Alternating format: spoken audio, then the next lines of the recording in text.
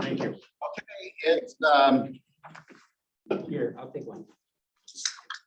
all right. We'll call meeting to order. It's December 1st. It's 9:30. Second day of the regular quarterly board meeting of the Board of Investments. And begin with a roll call, if you could, please. Good morning, everybody. Carl England, Here. Terry Cohe, Here. Bruce Nelson, Diane Fladmo, Here. Maggie Peterson, Mark Berry, Here. Jeff Meredith, Here. Jack Prothero is absent. Senator Ryan Lynch, absent, and Representative Ken Walsh. Ken's here. Yes. Ken's here. All right. We do have a quorum. All right, thank you.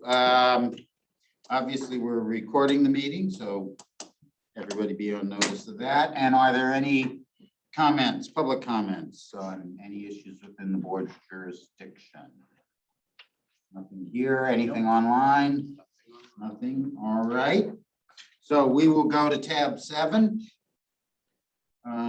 for our discussion with the teachers' retirement system and the Montana Public Employee Retirement Administration. Gentlemen, you're up. I'll let you decide the order in which you will be. They voted, it was Okay. 2-1 that TRS. was Rock, gonna paper, do. scissors. 2-1. Well, wait a minute, I'll vote with Sean on this. and then we'll see what- No, go ahead, I don't care. I can start out. All right, it's nice to see you, Sean. Cuts down on our presentation. I believe you, the TRS presentation should be in your binder. It was passed out yesterday. It was, Tab okay. 7. So it's got this picture on the front. TRS, so we'll start out here on page 2. And it's just an expression of the basic retirement equation. Which is contributions plus investment income needs to equal benefits plus expenses. Anytime it's imbalanced one way or the other, you either run a surplus or a deficit. On page 3, it's just a little bit further explanation of that. Your benefits depend on plan provisions and experience being mortality experience and retirement rates. Contributions in the short term depends on actuarial assumptions and the actuarial cost method in use. And in the long term, contributions will reflect investment experience, benefit experience, and expenses. On page 4, some high-level information about the teachers' retirement system. Teachers, administrators, specialists, and others employed in a teaching or educational service capacity by public school districts, the state of Montana, community colleges, counties, and the university system are covered by the teachers' retirement system. For the most recent fiscal year, we had 19,658 active members. And of the full-time active members at TRS, the average age is 44 years old. Their average hire date, their average age at hire was 34 years old. Their average years of service was 10 years, and their average salary was $57,000. So that's full-time TRS members. The part-time are not included in those averages. Of the 19,658, how many are, what percentage are full? It's about, I would say about 70% are full-time. Sean, does the university system has the optional retirement plan? Has that impacted this number? I mean, it's sort of growing. What So- impact does it have? That's a good question. So we still have some active members of TRS that are employed by the university system, and there's 2 ways that happens. They were either employed prior to the optional plan becoming the required plan, which was in the early 90s, around 93, or they were an active member of TRS currently, like today, an active member of TRS. If they're hired by the university system, they have the option to continue in TRS. So but we have less than 300 current active members that work for the university system. So they've really sort of, it's dwindling down. It gets less and less each year. And Sean, I've asked this before, and I apologize, I didn't remember, but inactive members are defined as what? So inactive members are, there's 2 buckets. There are terminated vested members, which means they have more than 5 years of service credit and they're entitled to a future benefit with TRS, or they're terminated non-vested, which means they have less than 5 years of service, and all they're entitled to is to withdraw their funds, or they can come back to TRS in the future and continue to accrue service credit. But their contribution is still earning investment income. Correct. Their contributions are still on account with TRS, and they are the part of our pool that's invested by you all here at the Board of Investments and are earning investment income. Yes. We had just under 17,000 retirees or beneficiaries of retirees that are currently receiving benefits. And of those, the average age is 73 years old. Their average age at retirement was 59 years old. Their average years of service at retirement was 25 years of service, and their average annual retirement benefit is $24,465, which is just over $2,000 a month for a 25-year career. So it's not an exorbitant retirement benefit, but it is a benefit. Okay, so now let's go to page 6, which has the comments on the valuation. As you all, I'm sure, are well aware, we had a really nice market return last fiscal year. We thank you for that. We'll expect at least half of that again this year. We had 27.73 versus our 7.5% assumption. So that's a little over 20% more than expected. Our actuarial rate of return is now 10.68% versus the 7.5% expected. So the actuarial rate of return is a smoothed rate of return over 4 years. So we smooth the market rate for the fiscal year 21, 20, 19, and 18 to come up with an actuarial rate of return. And the reason we do that is we don't take full credit for the 27% return in this year, nor would we take full credit for a negative 10% return this year. It's spread out over the 4 years, and it helps with the volatility of contribution rates. So as a comparison, the last actuarial evaluation, what was that asset return? So that is, I have the negative dollar amount written there, but it's on page 11. So last year, our market rate was 2.7. The year prior, I guess, so in fiscal year 2020, June 30th of 2020, it was 2.7. The actuarial rate was 7%. The year prior to that, it was 5.7 market in 2019 versus a 7% actuarial. In 2018, the market was 8.1. That's fine. But those 4 years are the years that come into play. And so when you look at the market value of assets being 500 million more than the actuarial value of assets, that unrecognized investment gain will be recognized over the next 3 years. So you can see there in 2022, we have a $137 million gain that we'll be working with. In 2023, it's 156. In 2024, it's 206.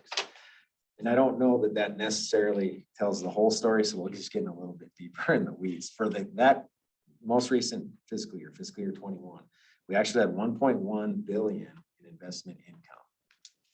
And of that, 305 million of it was expected to be investment income. That was our assumption, was 305 million.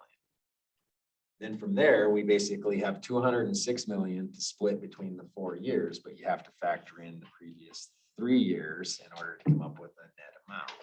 So That's the most math idiot guy from Butte High's ever I done. think it is. So long story short, when you factor in the 206 million on top of the 305, you have to add it to the negative 49 million in 20, the negative 19 million in 19, and the positive 18 million in 2018. You get a net 148 million. So what all that does is bring down our amortization period and increases our funded status. So again, a great return from the board. So 4 or 5 years ago, when there was a bunch of stuff about pension plans, et cetera, there was at least a fair amount of criticism of the whole notion of smoothing. Is that still out there, or did that subside? So I think what you're referring to is not so much from the pension funding side of the house as much as the accounting side of the house. So there were new GASB standards. They were new back in 2013. They require you to report on a market basis, and we comply with that. We do our GASB 67 and 68 reports. But as far as funding of systems, smoothing is still widely adopted in the way to go. I mean, and a little bit later, I'll talk about if we were to use the market value of assets, our funded status would be much higher and our amortization period would be much lower. So for purposes of contributing and funding your plan, smoothing is still the way to go. And the question then is, should it be 3-year smoothing, 4-year smoothing, 5-year smoothing? Mr. Chairman, can I offer a quick comment just from an investment perspective? Sure.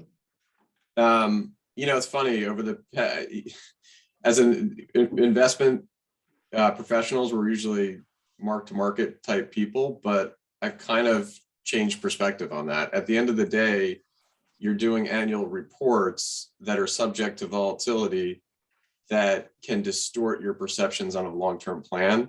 Ultimately, I tend to favor smoothing at this point, just to, kind of confirm.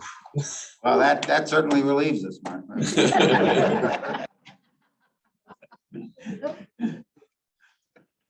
Okay, so on page 7, you can see what happened. Our funded ratio increased from 68.84% to 71.4%. Our amortization period increased from 29 years to 24.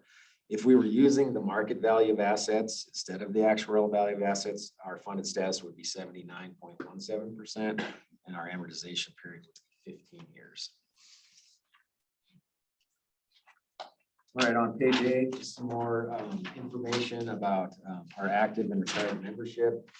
For fiscal year 2021, we had a 0.5% decrease in total active members. We had a 2.3% increase for retired members, and we had 1.6 active members per retiree 13 years ago, and currently we have 1.2 active members per retiree. And that's just a function of the plan being a mature plan and the baby boomers retiring, essentially. No questions there. We'll move on to page 9. Well, I do have a question. So this decreasing actives per retiree, is that a big concern? I mean, because that's going to grow. It's something to keep an eye on, although it should plateau, in the next 5 to 10 years. That's what the actuaries are telling us. It's really not a huge issue until you get down below 0.8. And then you might have cause for concern, but even that depends on how does your covered payroll, how is it growing in relation to your overall benefits? And I have a slide in here that shows we're still on a good path. Okay. Sean, did you see an pull forward, I guess, if you will, of retirees over the last 2 years with, some of the teachers probably not wanting to deal with kids on Zoom and what have you? So that's a great question, and I've had it from several different sources. There wasn't a big influx of retirees in fiscal year 20 or 21. Our numbers are, in fact, in 2020 were down slightly. I mean, usually we have about 750 a year, and they were closer to 650. And the current year, they're sort of in the middle. They're around 700 in fiscal year 21. So we didn't see a big spike. So that is interesting, though, when you look at these numbers, Sean. I mean, 16.9 and 21, 16.6 in 2020, 16.2. So there's not a big spike in number of retirees. It looks like it's pretty level. Correct. And then that's all retirees. So that would include people that have been retired for 30 years versus the brand new ones. So you have some that are falling People off the dying, rolls. people- Yeah, and some that are falling off the rolls is a better way to. Well, I'm a realist. Yeah. They're dying. So, yeah, it's not, it hasn't been substantial. I mean, really, the story there is our active membership remains fairly constant and our retirees are, and it's expected. We know, based on the data of who's in our system, that we're gonna have the retirees, the baby boomer generation is starting to retire, and there's a lot of them. and they're being replaced. Okay, so on page 9, the average salary and benefits. You can see that this is full-time salaries. And again, the average for 2021 was 57,000 on our active members. And then it's all retiree and beneficiaries. The average benefit is 24,465. That represents a 2.6% increase in the salary for our active members and a 1.5% increase in the retirement benefits for our retirees for the current year. Any questions on that one? If not, page 10, this is the graph I was referring to earlier where it shows the representation between the trend of our full-time payroll versus our benefit payments. And you can see back in 2011 and 12, our payroll dipped and it sort of put us on track for those lines to come closer and closer together. And then it corrected itself in 2013 and has continued to do so. In fact, you can see for 2021, payroll actually grew at a little bit faster rate than our benefit payments did. So you get more contributions, so you're able to. Yeah, and it's important. The wage growth assumption in our covered payroll is important because the higher that is, the more contributions we bring in sooner, the longer we have for it to earn investment income. When you're retirees, is there a cost of living increase or is There is is. that fixed amount or? It is set in statute. For TRS, it's called guaranteed annual benefit adjustment. And once a retiree has been retired for at least 36 months, every January 1st, after that, they get a 1.5% increase. And that's their cost of living increase. About tier 2? Tier 2, it varies based on the funded level of the plan. Currently, for tier 2, it would be 0.5%.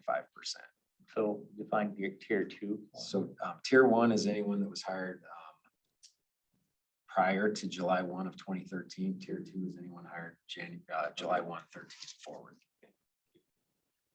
And I'll talk a little bit more about that when we get to the one of the last pages here. On page 11, this is representation of the market value of assets versus the actuarial value of assets.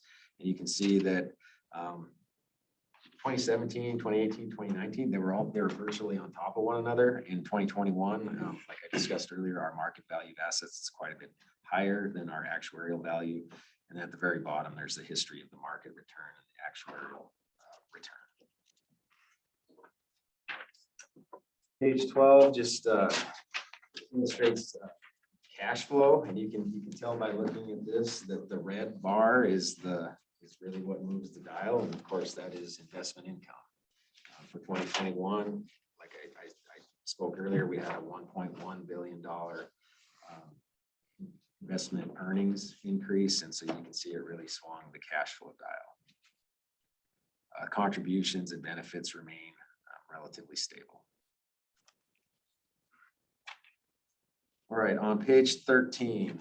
So the very top line there, the total normal cost rate, you can see, and that's the cost for the cost to fund benefits as they are accruing today, essentially. So this is what it costs as a percentage of payroll to pay for our future retirement benefits. And you can see that in 2020, it was 9.75%. In 2021, it's 9.67%. So that means it's getting cheaper to fund those benefits. And the reason for that is each year we have more and more tier 2 members. And that 9.67 is a blended normal cost rate. It includes both tier 1 and tier 2. I still have a question on more tier 2. You said there's more tier 2. Is that in retirees? On the active member side. So when you're talking about the normal cost of benefits, this is the percentage of payroll it costs today to pay for their future benefits for the active members. And so each year you have for the most part, they're tier 1 members that are retiring, right, and they're being replaced by tier 2. Okay. Yep. And so that 9.67 is a blended rate, and the actuary calculates the normal cost for just tier two, and just tier two, the normal cost is 9.35%. So it's considerably cheaper, and I would expect this normal cost to continue to come down each year. And why that's important is when you take the total employee employer contributions, you have to subtract the normal cost. Whatever's left over is what goes to pay down the unfunded liability. So each year we have a little bit more of our payroll going to pay down the unfunded liability. And BOI is going to continue to give us like 13, 14%. It will make it a lot easier to fund these benefits. But where that's actually displayed is on the rate to amortize UAL, and that's the fifth line down. You can see last year we had 9.61% of payroll available to fund the unfunded liability. This year we had 9.78%. No women. Of payroll to fund the unfunded liability. That goes toward funding that unfunded liability. Yep. So, Are you trying to grasp it? Go ahead. Go ahead. I'm No, sorry. you go ahead. No, I'm sorry. I was talking to myself. It's a better way to state it, to pay down that unfunded liability. So in the next block there, you have the actuarial accrued liability, the actuarial value of assets, and then the unfunded accrued liability. In 2020, it was 1.966 million, so 1.9 billion. In 2021, it was 1.8 billion. So we actually, paid down that unfunded liability by a little over 120 million, or about 120 million. So we made progress, and that's why our funded ratio increased from 68.84 to 71.43. Sean, quick question. Am I thinking about it right? You add for the total amount that's being contributed, you add the member and you add the total employer, right? So really about 21%.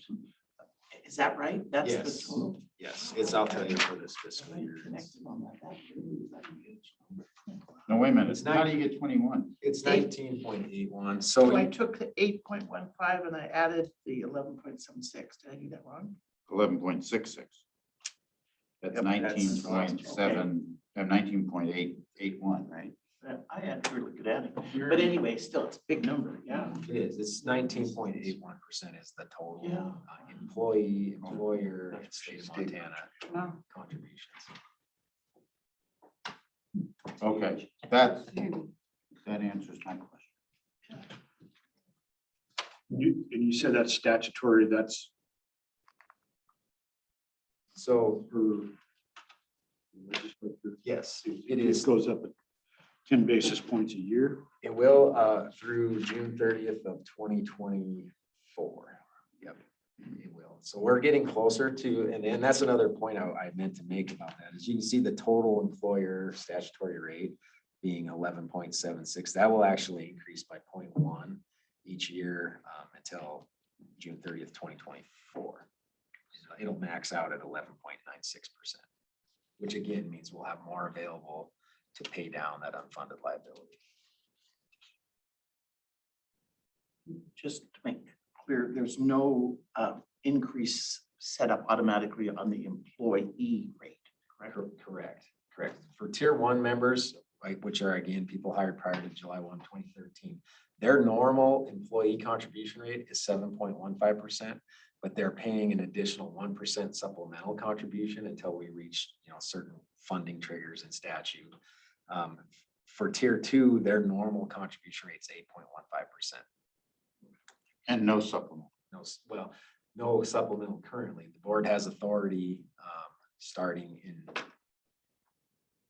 July 1, 2024 to increase tier two contribution rates. I don't know whether that will ever get exercised or not. Is it does the statute It maxes it, it's up to an additional 1%. up to an additional one? Yep.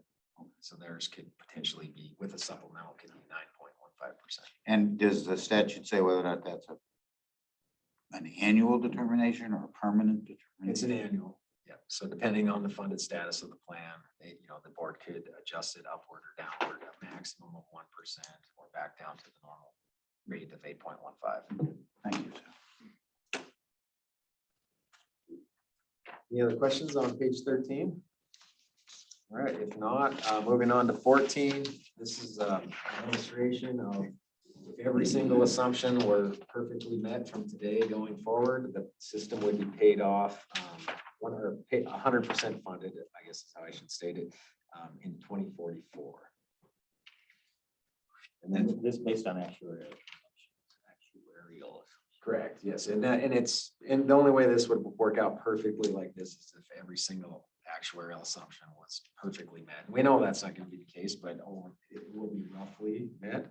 And we will adjust accordingly between now and then to make sure that they're roughly met. And that brings us to slide 15, which our upcoming projects include an experience study this spring. We'll get the results of an experience study May board meeting, and for the 5-year period ending June 30th, 2021. And what that is that the actuaries will look at economic assumptions and demographic assumptions. And so our current wage growth assumption is 3.25%, which includes real wage growth of 0.75 plus a 2.5% inflation assumption. Inflation is 2.5. Our investment rate of return is 7.5%, which is a real rate of return of 5% and 2.5% inflation. Just as a point of reference, each year when we do the GASB 67 report, the actuary has to annually justify the discount rate used in that report. And so for the June 30th, 2021, sort of a snapshot of what our updated assumption could look like. The actuary used a 2.40 inflation assumption and a 4.66 real rate of return assumption. So that puts us at about 7.06%. So if things hold steady there, I would expect a recommendation from the actuary around 7.1, 7.2% by the time we get to our May board meeting. That can change based on, if things really go up in the market one way or the other, maybe they wouldn't go quite that far.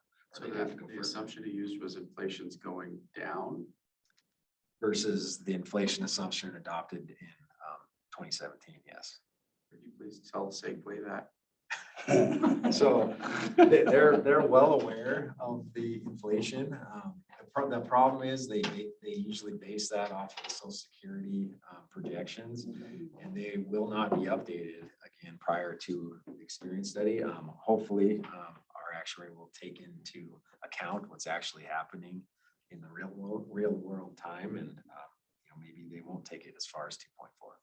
So Sean, will their assumptions assume that the university system optional retirement people the employer continues to put towards the TRF, that portion, what was it for? Yeah, 4.745 or something, or 5.6 or whatever it was. it's a 4.72% so that contribution rate is a supplemental contribution rate on the university system for any of their members that otherwise would be TRS members.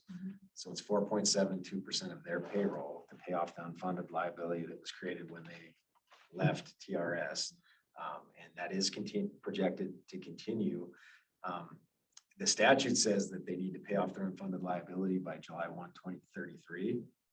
That's never going to happen at 4.72%. But it also doesn't say that the statutory rate for them goes away July 1, 2033. So we are factoring it in as continuing because their liability will not be paid off. Thank you. And there was a lawsuit that tried to end that was dismissed. No, our board filed a lawsuit about 1.5 years ago against Lewis and Clark County. Yeah, no, I know that one. I thought there was one from the. No, to my knowledge, there's never been a court case on the university system supplemental rate. It's been something that's gone in front of the legislature, on several occasions. The last time that rate was adjusted was 2007. We bring a bill forward every session to ask for them to pay the actual rate to fund that unfunded liability. And it's around 13% now, so it doesn't get a whole lot of traction in committee. Senator Lynch usually carries that bill. Yes, he's over for 3 or 4. Yeah. But he knows the material. Consistent. Quick question, back to page 7. So currently, based on the actual, it's 71% fully funded. How does that compare to other states? So that's a good question. The thing about funded ratio and amortization period is you can't really look at them completely separate because you could have a system, and Dory will talk about one here when he starts presenting. You can have a system that's at a really high funded ratio, but their amortization period is actually, 45, 50 years because there are factors in play that are going to come to pass based on the plan terms that push it out. So 70% is, I would say, either right about average or just slightly below average. But the thing that is encouraging for TRS is we're making headway, and you can just tell by looking at things like covered payroll versus the benefit payments that we're going to continue to make headway. Our normal cost continues to come down. Our contribution rates are coming up, which means we'll continue to pay off more and more of that unfunded liability. Thank you. So So, Sean, I have a yes. quick question on that university contribution that you referenced 13% or so. Does that include GABA? it's higher if you include GABA. It doesn't, the actuary calculates it both ways. And I don't believe, unless I have it in the back here, I don't think I brought that valuation with me. It's a 3-page valuation they do prior to the session. It would be higher than that with GABA included. Thank you. All right, so then I'll just mention quickly. So the actuary, when they do the experience study, they'll reevaluate all of our economic assumptions, which I just ran through, and our demographic assumptions, which are mortality rates, retirement rates, withdrawal rates, rates of salary increases due to merit. So those are the demographic assumptions. They'll provide recommendations on. Now, where do they base those on? The actual, National? so which one are you asking? The last demographic. So the demographics are based on, the mortality is, so they have like our exact data, everyone that's in our system, they have all that exact data. So they look at what we have for individuals enrolled in the plan, either active or retired, and compare that. And then they fit the right mortality tables for that based on that data set. And it's, so they're nationally developed tables, but they adjust it to, so it fits our actual membership. So there's a Montana factor. To some degree, yeah. And then obviously the retirement rates and the withdrawal rates are based on our actual experience and what they project going forward based on age, health, et cetera. You got it. Okay, anything, any other, you done? I am done. If there are Any other questions for Sean before we turn to? Well, the bottom line is you're in pretty good shape right now. Yes. If you look at TRS in 2013, when we did not amortize any length of time versus today. And that's a result of the legislation that went through increased contribution rates for members, employers, the state of Montana, benefit reductions for new hires. Those steps are working. Yes.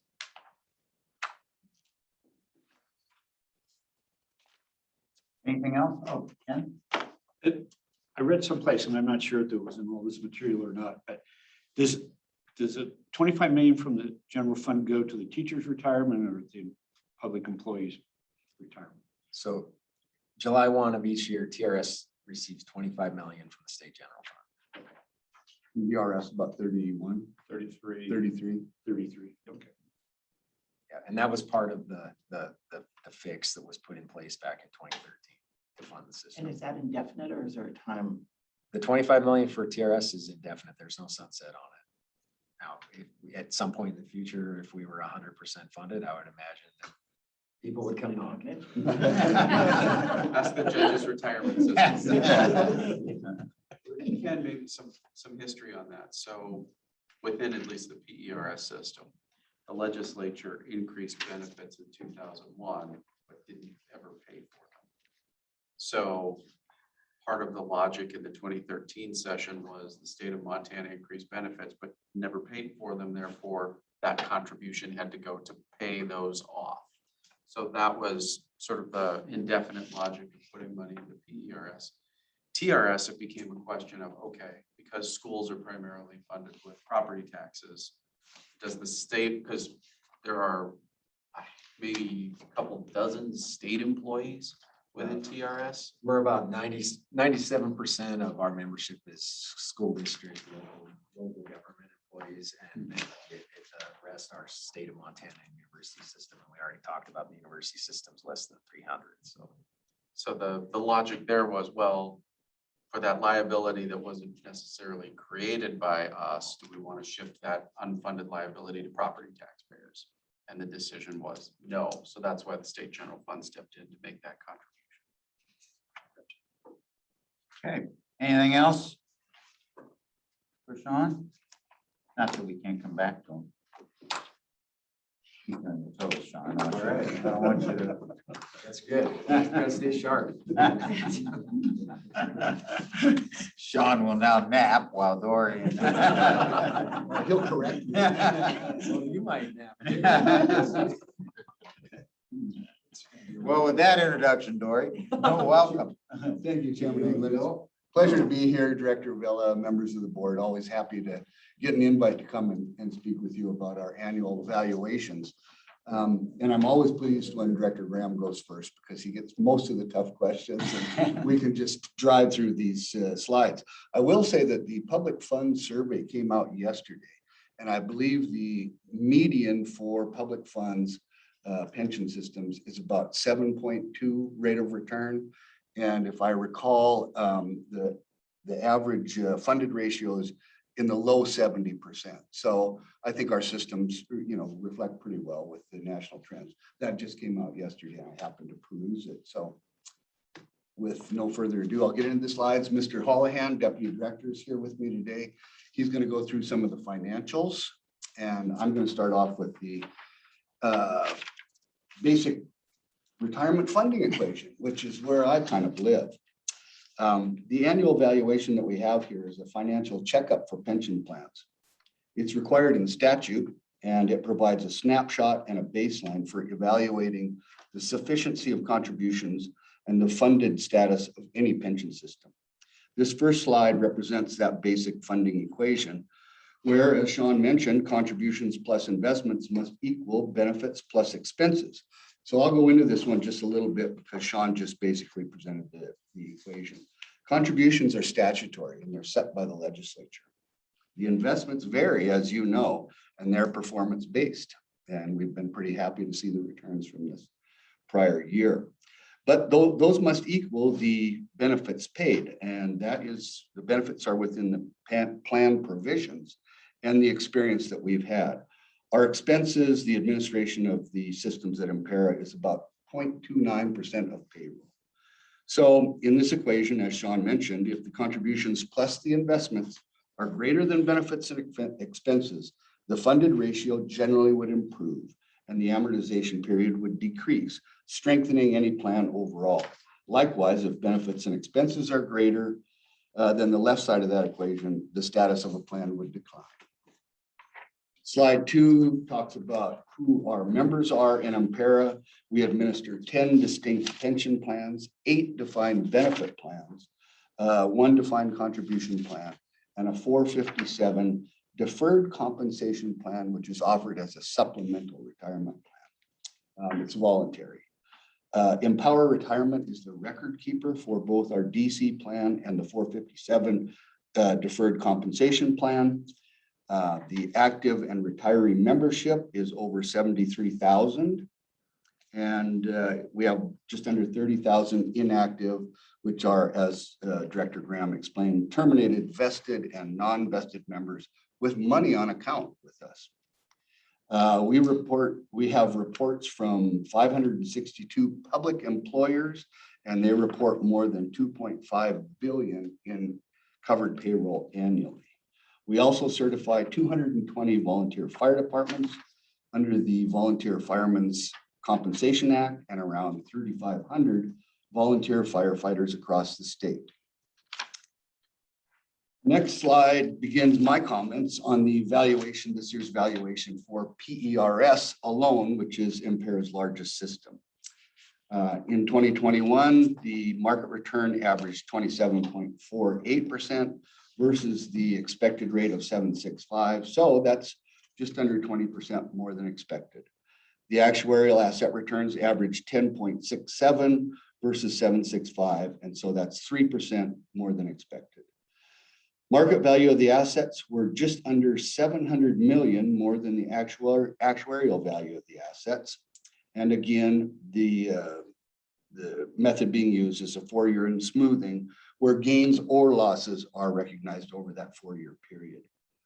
For PERS, the funding ratio increased from 74.8 to 76.34, where those assets gain could potentially offset investment losses in the future, and there are more assets available to pay down the unfunded liabilities.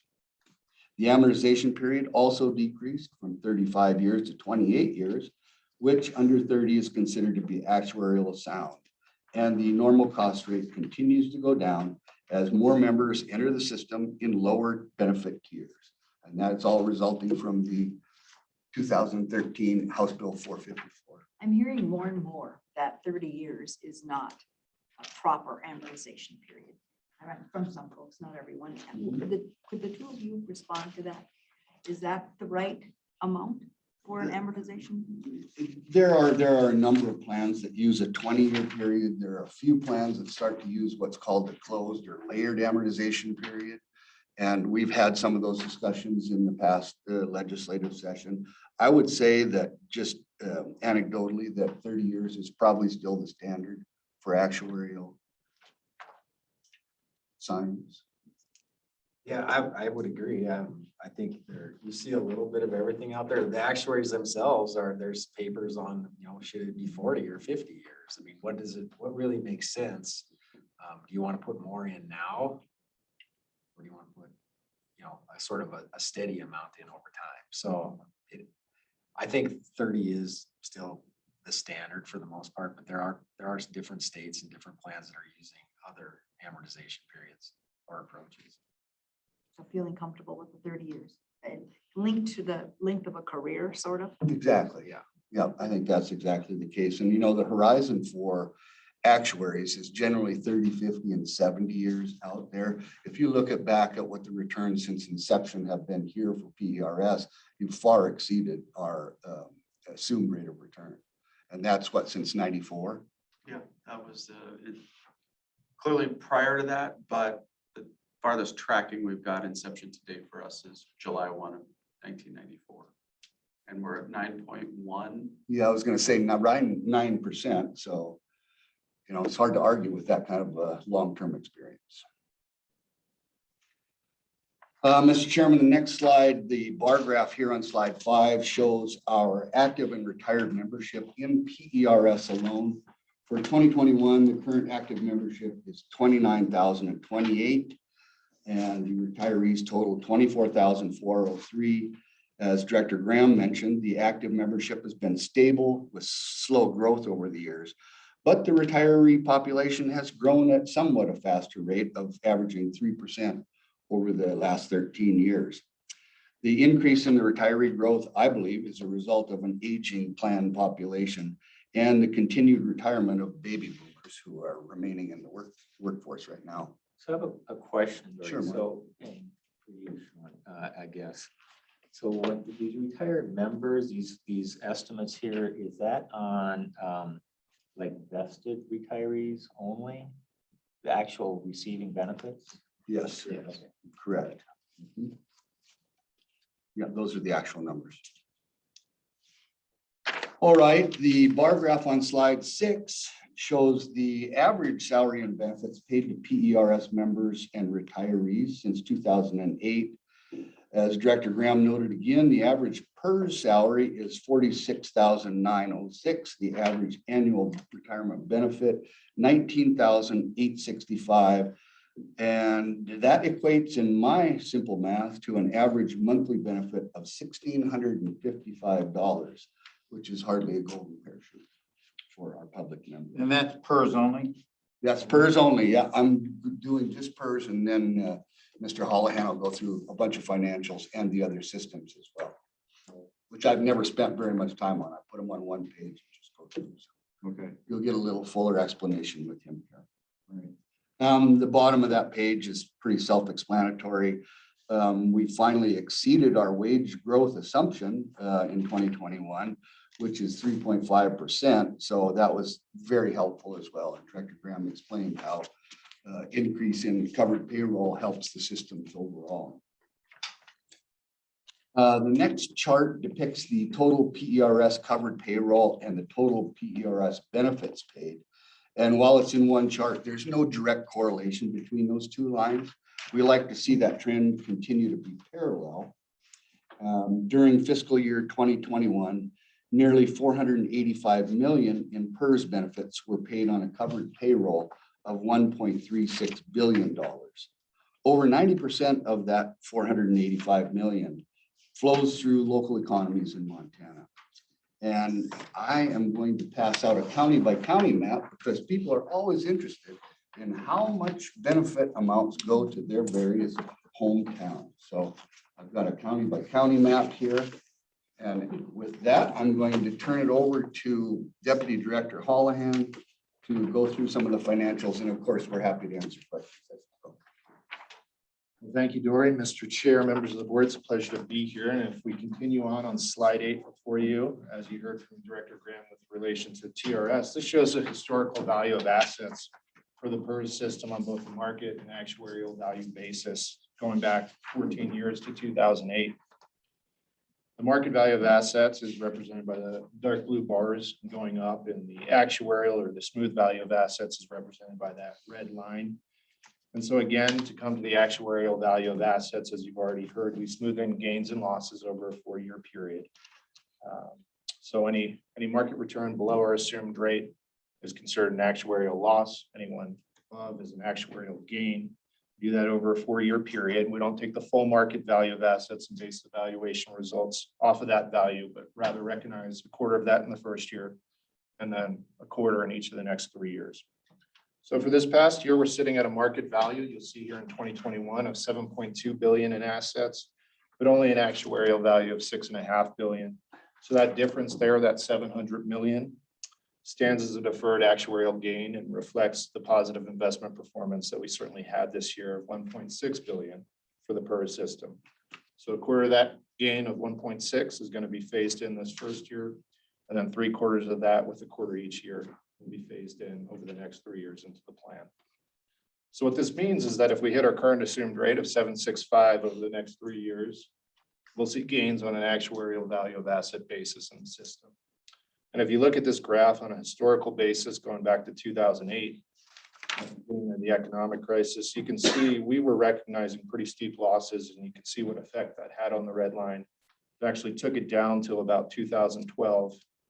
And since that time, we've really been in a period of positive investment return, and you can see what effect that's had in terms of growth on the actuarial value of asset basis. And then that last chart at the bottom shows investment returns on a smooth value as well as a market return basis. And again, you'll note the 4-year phased in recognition at work there with smoothing and the difference between these two sets of numbers. So if we flip to the next slide, slide 9 demonstrates a comparison of the PERS system's actuarial assets versus its unfunded accrued actuarial liabilities of the system. By way of example, when you look at this graph, if you think of a standard home mortgage, this would be a comparison of how much equity you have in your home, how much debt remains and left to pay on your mortgage obligation. So on this chart, you can see the impacts of the Great Recession, 2008 and 2009 on both asset liabilities. And then you'll also note outlier years in 2013, when the reforms from House Bill 454 came into effect. And again in 2017, when as a result of an experience study and adoption by our retirement board with more conservative economic assumptions related to rate of return, inflation rates and wage growth, there was a growth in unfunded liabilities. And then the trend from there on is an improvement in assets and relative stabilization of unfunded liabilities in subsequent years. This year, the PERS system benefited from an overall actuarial experience gain in the form of strong investment performance far exceeding our assumed rate. As a result, the 4-year smooth actuarial value increased by about 415 million, sits again at 6.5 billion, and the unfunded liabilities of the system actually decreased by about 115 million and sit at just over 2 billion. So suffice it to say, by examining the historical growth reflected on this graph, the main takeaway from this slide is that we continue to have healthy growth in the system's asset base relative to liabilities. Flipping to the next slide, similar to the slide that Sean presented, this slide 10 demonstrates the historical cash flow of the PERS system. And it's a good representation of how our basic funding equation works, where contributions plus investments should equal benefits plus expenses. And the greatest variance, as we all know, in this equation is investment performance in any given year for defined benefit systems. You'll note on this graph for 2021, we had a positive net cash flow of 1.36 billion for the year, which means that contributions for fiscal year 2021 are employee and employer of 267 million in the PERS system, plus investment income at 1.6 billion, totaled 1.36 billion more than PERS benefits paid, plus expenses incurred of 496 million. And so again, due to this very positive net cash flow, the total actuarial value of assets, the system, increased by a larger margin than total liabilities, which produced a funding increase in the system of 2.26% and brought us from 74% funded to 76% funded. Turning to the next slide, slide 11 demonstrates the funding results of the PERS system. And I'll jump down to start to the middle of this slide, 5 rows from the top of the chart. You'll note the statutory funding rate in PERS for this valuation was 16.87%, which recognizes a 7.9% employee contribution rate and an 8.87% employer contribution rate for this past fiscal year. And I know Sean touched upon this, but that employer contribution rate is going to continue to increase 0.1% until fiscal year 2024, when it sunsets at 9.17% under the 2013 legislative reforms that were passed. So what was the increase again per year? It's 0.1%, 0.1. And so at the top of this chart, you'll see that the normal cost rate for PERS decreased. And as Sean mentioned, the normal cost rate is the ongoing costs to the PERS system as measured by our actuary for providing future benefits to an active member of the plan. That came down 10 basis points from 9.81% to 9.71%. And that decrease is reflective of the new active employees coming into the plan into a cheaper tier that provides for a sliding scale GABA from between 1.5% all the way down to 0%, depending upon the funded status of the plan. And that's a positive development. And we do anticipate to see that continue to go down with more new members coming into this cheaper tier and replacing retirees that are in a higher GABA rate of 3%. Now, the difference between that 9.81 and that 9.71 helps pay down and amortize the unfunded liability of the PERS system. So in essence, as the normal cost rate goes down, as you've heard from Director Graham, that additional portion of the total statutory contribution can be used to pay down the unfunded liabilities. And as a result of that and the 0.1% increase in employer contribution rate, you'll see here that the rate available to pay down the unfunded liabilities increased by roughly 20 basis points. Again, another positive development. And you'll also note, as Director Schwinden spoke to earlier, that our amortization period decreased from 35 to 28 years. And that's due to the robust growth in actuarial assets we had this year, a strong investment performance, the fact that the unfunded liabilities of the system decreased as a byproduct of that, and the fact that the rate to amortize those unfunded liabilities increased by 20 basis points. And finally, you'll note on this slide that the actuarial accrued liabilities of PERS did increase by 300 million, which we do expect to increase every year with the plan being a mature one. With more active members from the baby boomer generation crossing the retirement finish line with vested GABA rights.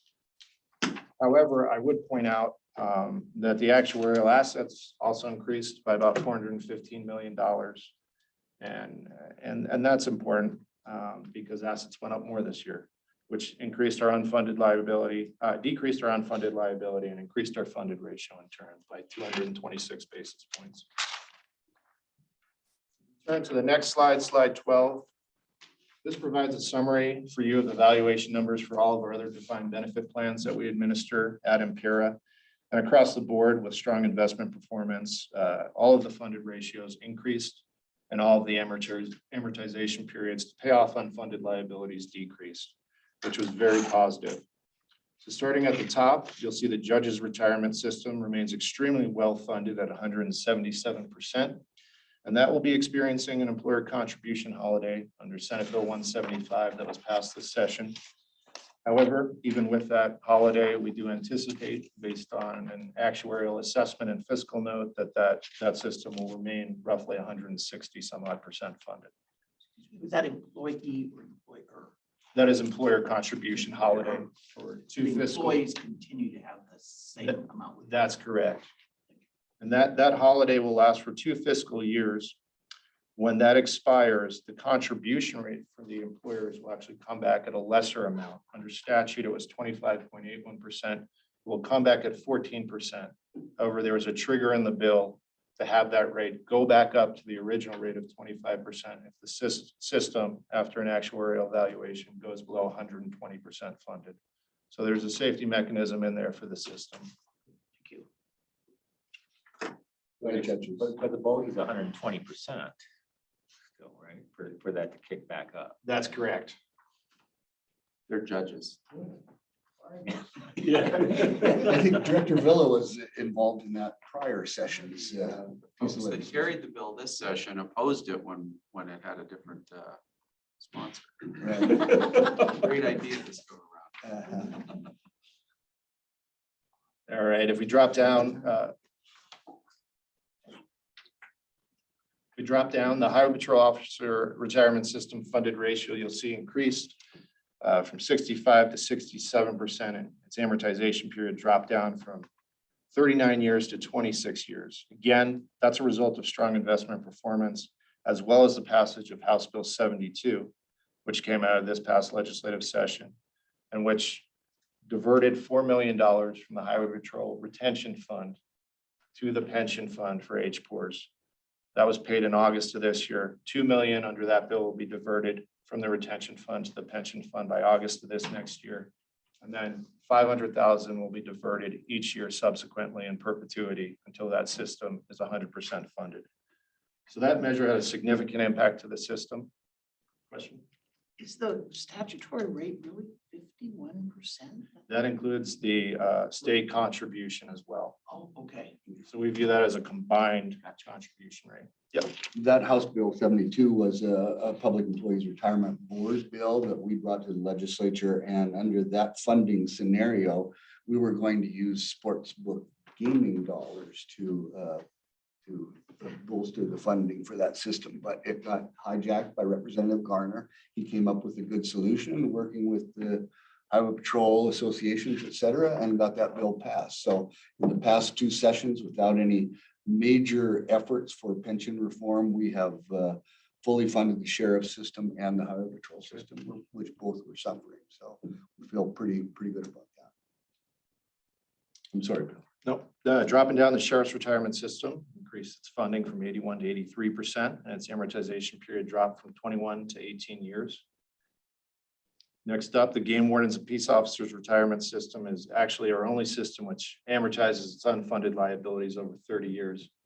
However, that system increased its funding status from 84 to 85%, and its amortization period dropped from 40 years to 35 years. And I think this system is a good example of viewing a healthy funding status, as well as taking that into account with an amortization period at over 30 years. And the problem with this system is that the amount of the contribution that can be used from that total contribution rate to pay out unfunded liabilities is relatively small. It's about 4%. It's the only system in which employees pay a higher contribution rate than the employer. And so you have a very healthy funding status, but you have a situation where the unfunded liabilities in relation to the rest of our systems are relatively small, but the rate to pay them down is just not that high. It's about 800,000 a year necessary to pay that. It's actually less. It's about 175. The annual required contribution shortfall is about 175. It has been continuing to go down. We've brought legislation in the past 5 sessions to at least equalize the employer contribution with the employee. And I think your director, Fladmo, has been a part of that because her union had represented a large number of the people in that system. And we've been unsuccessful. We've come down to the last day of the legislature a couple of times. And apparently someone pulls out their list of preferred cat and dog priorities at the end and we get X'd out. But I think we're going to go again.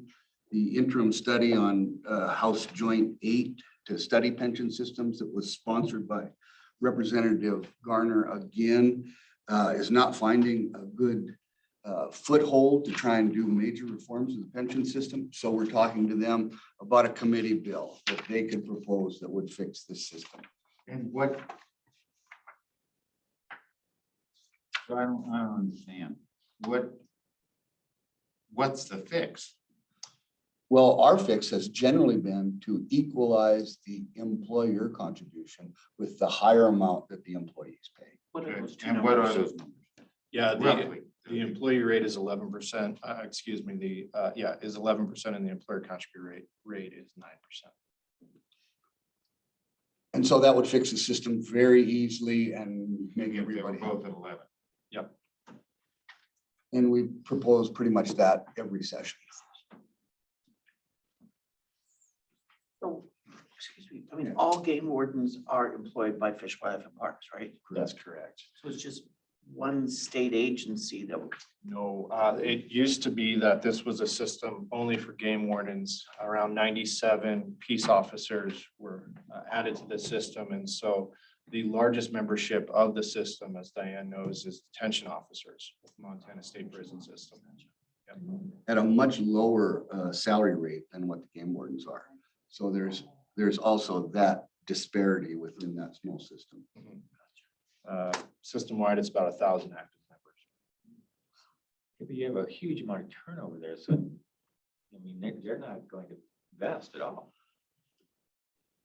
Some do, some certainly do. There is a high turnover rate, to your point. In the police officer part. Or in the Correctionals. Correctional In the officers. correctional officers. Yeah, I'm sorry, correctional officers. Turn over from one system and then go join the other because they're at a. There's actually 20 year. campus police officers from the university system are in there, livestock inspectors. 20-year vesting or 20-year retirement Yes. for anybody in the system? No, No, for game For wardens. game Just game wardens. Okay. Well, Yeah, game wardens can carry guns too. Well, they do. they're also out there alone talking to people who carry guns. Bigger gun, bigger gun. Usually bigger, yeah. Right. Mr. Chair? I Yes. just have a quick, Sean, what's your administrative expenses in TRS as a percentage of covered payroll?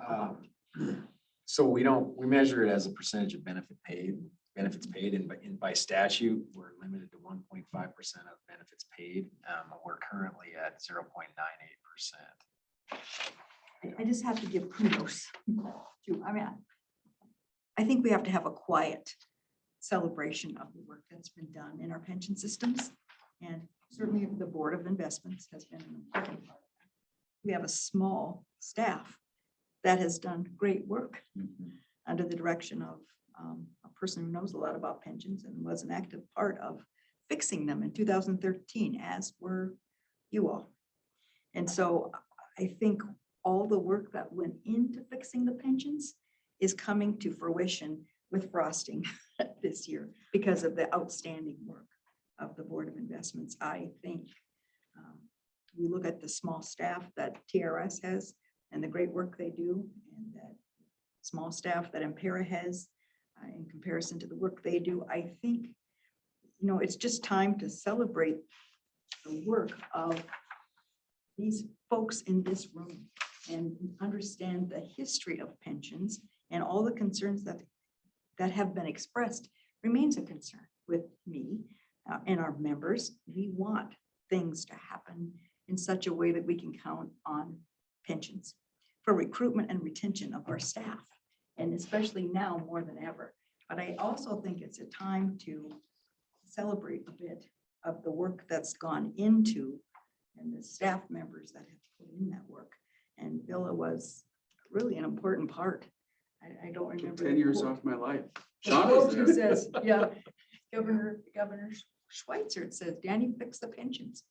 And I'm not saying you fix the pensions, but you had a great role in moving the agenda forward. Carl was in on the GABA litigation that we had to protect the rights of our retirees and also do the right things for our members. So thanks to all of you.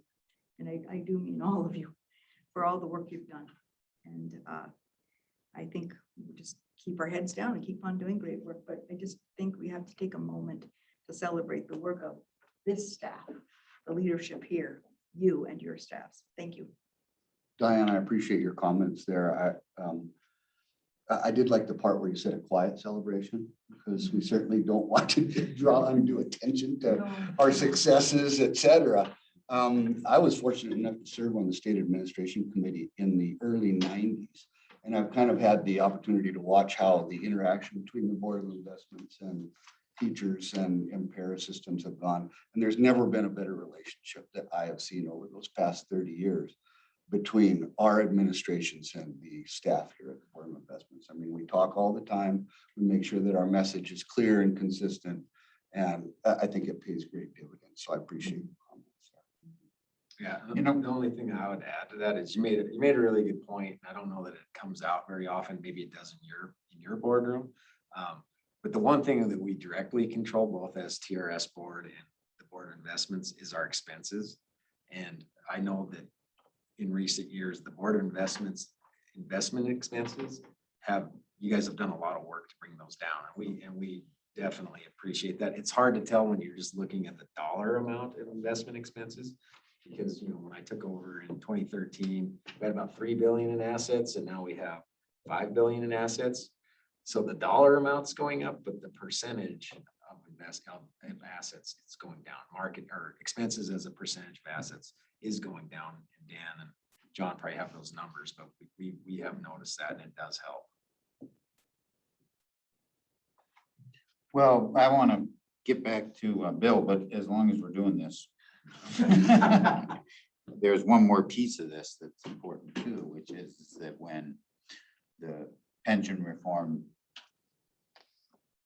was being looked at in 2012, 2013, it was the employee representatives, legislative council that was saying that they couldn't touch contribution rates for existing employees. And it was the employee representatives who realized that even though it was going to cost their members more, they needed to fix the pension. It was important to fix the pensions, and came up with the way in which you could increase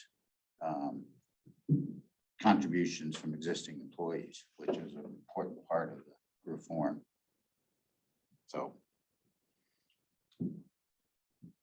now let's get back to the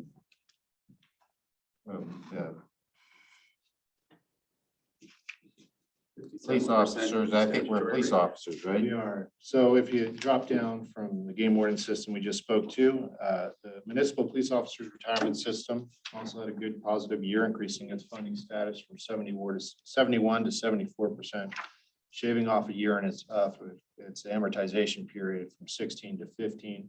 Our firefighters unified system, which are our firefighters across the state, remains in good shape, increasing its funding status from 82% to 86%. And its amortization period dropped from 8 years to 6 years. And finally, our Volunteer Firefighters Compensation Act plan, which we administer as a tax qualified length of service award plan with the IRS, increased its funding status to nearly 100% from 87 to 99, and dropped its amortization period from 4 years to 1 year. So across the board, very healthy performance for our funds, exactly the type of numbers we like to see, and very positive outcome for this valuation for other systems. So when you got these big statutory rates, I mean, I know with firefighters, you've got part of that's paid for by a percentage of the tax on fire insurance, right? Yes, the Volunteer Firefighters Compensation Act is 5% of the fire insurance. Right, and then for FERS, they get a chunk. They do get a chunk of that as well. Yep. So where does the 52.78% come from in police officers? So that's a statutory rate, and I can get you those exact numbers. They're all in our green sheets here, which are white today. That's correct. So We don't police get the- officers. We don't get the green or the white. do we? Yeah. We should make sure you have those. Yeah. We just didn't include them here. So the police officer system, the employer contribution rate is 14.41%. The employee contribution rate is 9%. And then the delta between that 56 and those numbers is provided by the state general fund. And that contribution rate equates to about 17.34 million this past fiscal year. Okay. So that's a statutory general fund contribution Okay. component in that combined rate.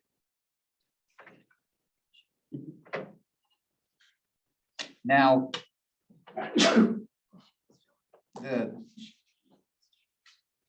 Help me understand something here. The sheriffs, is it the sheriffs who aren't, is it just sheriffs who aren't necessarily covered by social security? Or are they-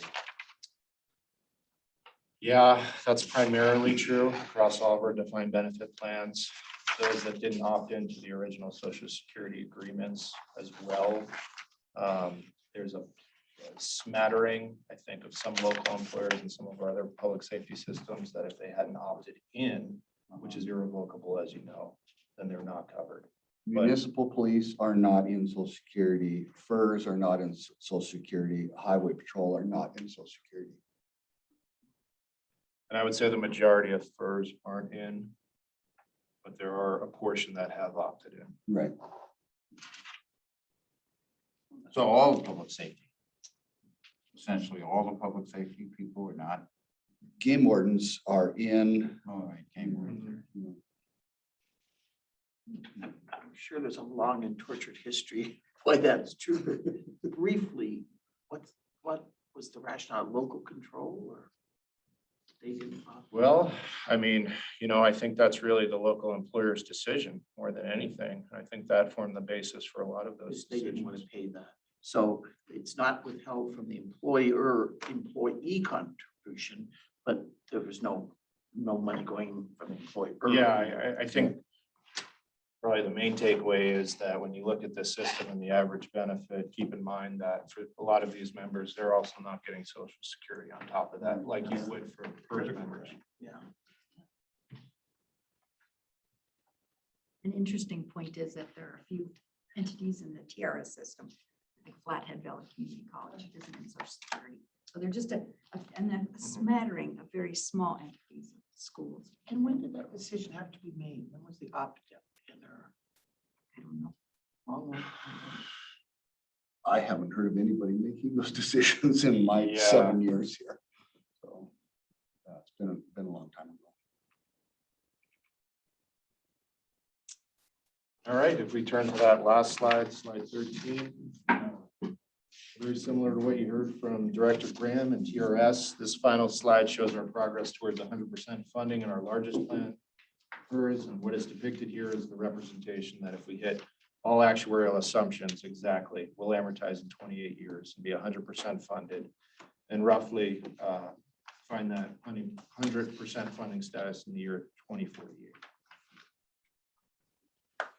Mr. Chairman, if I could take just a second, I want to talk about a couple of our plans that are not contained in this valuation, and that would be our DC defined contribution plan, which has 4,765 members and about $409 million invested. And our 457 plan, which has just under 10,000 members and another $655 million invested. We, with our director, Maggie Peterson here, have been in talks with RBK about how we can move that management of those funds over to the Board of Investments. And so that will be a fairly long-term process, I would expect. But I think we would like to see that nearly $1 billion over under your good care. So the DC plan, is that a growing population or is it a stable population? I don't have the historical on that. There's moderate growth in that plan. We've seen more exponential growth in the voluntary deferred comp. More people. Yeah, are going more in people in deferred comp. the- That's correct. Yep, Yep. that's absolutely correct. So how do we envision the process of doing that? We're working on it. Well, I mean. Someone said hard things are hard and they are. Yeah. hard. So I mean, well, let's be candid here. We've heard about this a little bit under Sure. the surface. But. That's why I brought it up, Mr. Chairman. I thought I'd be candid about it as well. But I mean, it's gotta take. There's an awful lot involved in it. And I think part of what's involved in it is knowing sort of where to start. And I mean, are we at a place where we should start thinking about where to start or? Well, we're there. We're working with our investment consultant and your investment consultant, RVK, to develop some, I think, to start with communication plans to the membership, because it's gonna be a real heavy lift to talk to them about perhaps changing the fund lineups to something that would be more beneficial to them in the long run, while they may have preferences with regard to the kinds of funds that they want to be invested in. So I think that's going to be a huge part of it, Mr. Chair. Can I ask a question, Mr. Chair? Oh, absolutely. So, both of these plans are under the same investment entity? Yeah, we use the same third-party administrator, Empower Retirement. Okay. Yep. And both of these? Yes. Okay, so the question is, what advantage do you see moving this investment to the Board of Adjustments? Why would you pursue that? Yeah, I would say the most attractive thing, I think, is if I do share for our members, is lowering fees for them. So they get more bang for their buck with their investment. And maybe even, in my mind, narrowing the options for investments, because a lot of individuals don't know what they're doing. I mean, especially the young ones. I have 2 young ones, so I can say this. They have no clue. They'll call me and say, what do I do? You know, I understand that. so if you narrow it down to maybe have index funds, target funds, instead of so many options, that might be easier for them to invest. So, Both of those systems have around 20 options, and I think best practices now is to limit that number to quite a few we less. had that more. discussion a while ago, and I would agree with that. Do you know what the costs are for these plans? And Well, I know our costs are about, well, I know that, I know. Yeah. our costs. Have you? I think it's about. We're 5%. For these plans? You're talking the Empara fees or the For Empower the fees? DC squared, as I call them. Yeah. But I believe it's about 5%. That rings true with me too. Yeah, and you know, we're fraction of a fraction of that. Okay. You're at 5%? But I don't know. I think that's the projection. Yeah, Yeah, I can get that hard number. Yeah, I don't know what the hard number is, but. The 457 plan, is that membership growing? It is, it has been a great deal. It's really a good deal We for have- employees. we It's a have a- supplemental plan and voluntary. And anybody who is in it appreciates the years that they have been contributing to that plan. An important point is that 0.04% of contribution rate actually goes to our education fund under statute. And we have a whole education team that goes around the state, either in person or virtually, Of your staff, of our staff. not the Empower Power staff. No. we've spent a lot of time, you know, to your point of start thinking about, and we've talked about it internally at length. I think what we're waiting for is sort of Empara's, okay, we're ready, here's how we'd like to communicate. I mean, the key component here is the difference in communication.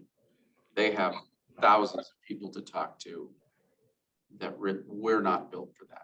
That is their world, their space, and they need to develop that plan. We're really in the, okay, here's the 20 funds. I think 15 of them have less than 1% of the membership in there.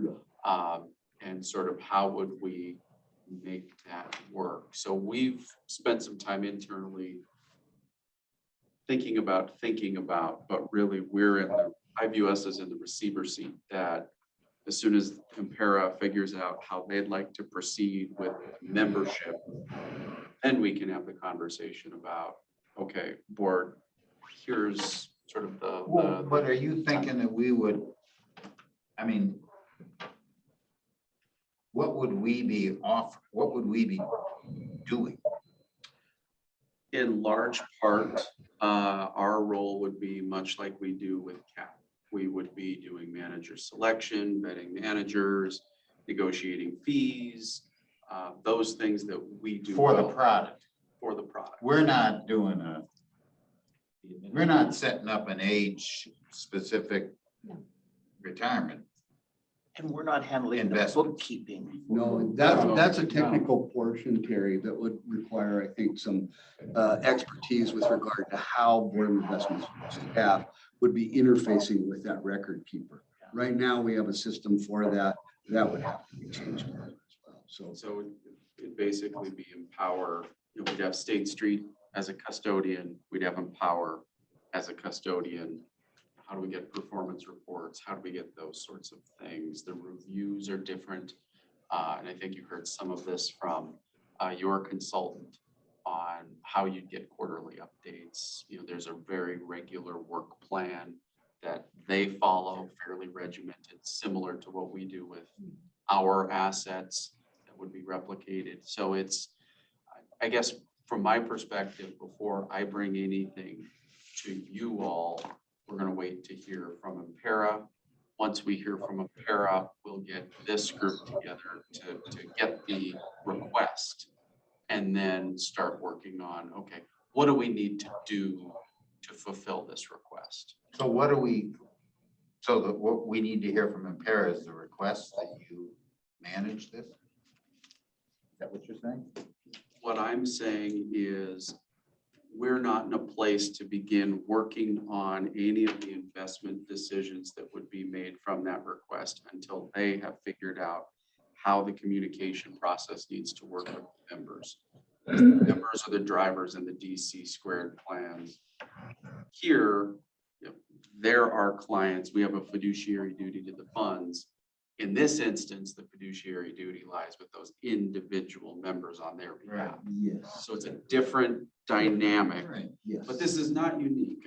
As an example, Washington State, Idaho has this structure of the investment arm of the state managing the investment side and the benefit management team managing the benefits and the communications. And this does not take statutory action, correct? No, does not, in my opinion. There is a statutory notification requirement that we have to adhere to when you're changing a fund within the lineup for a member, and that's one of the things that we would have to think through as we analyze this. But we don't need legislative approval to have the investment body change. We are specifically mentioned in the statute as an option for investment management. So I'm still, I mean, I'm sorry if I'm holding things up here, but I'm still a little stuck.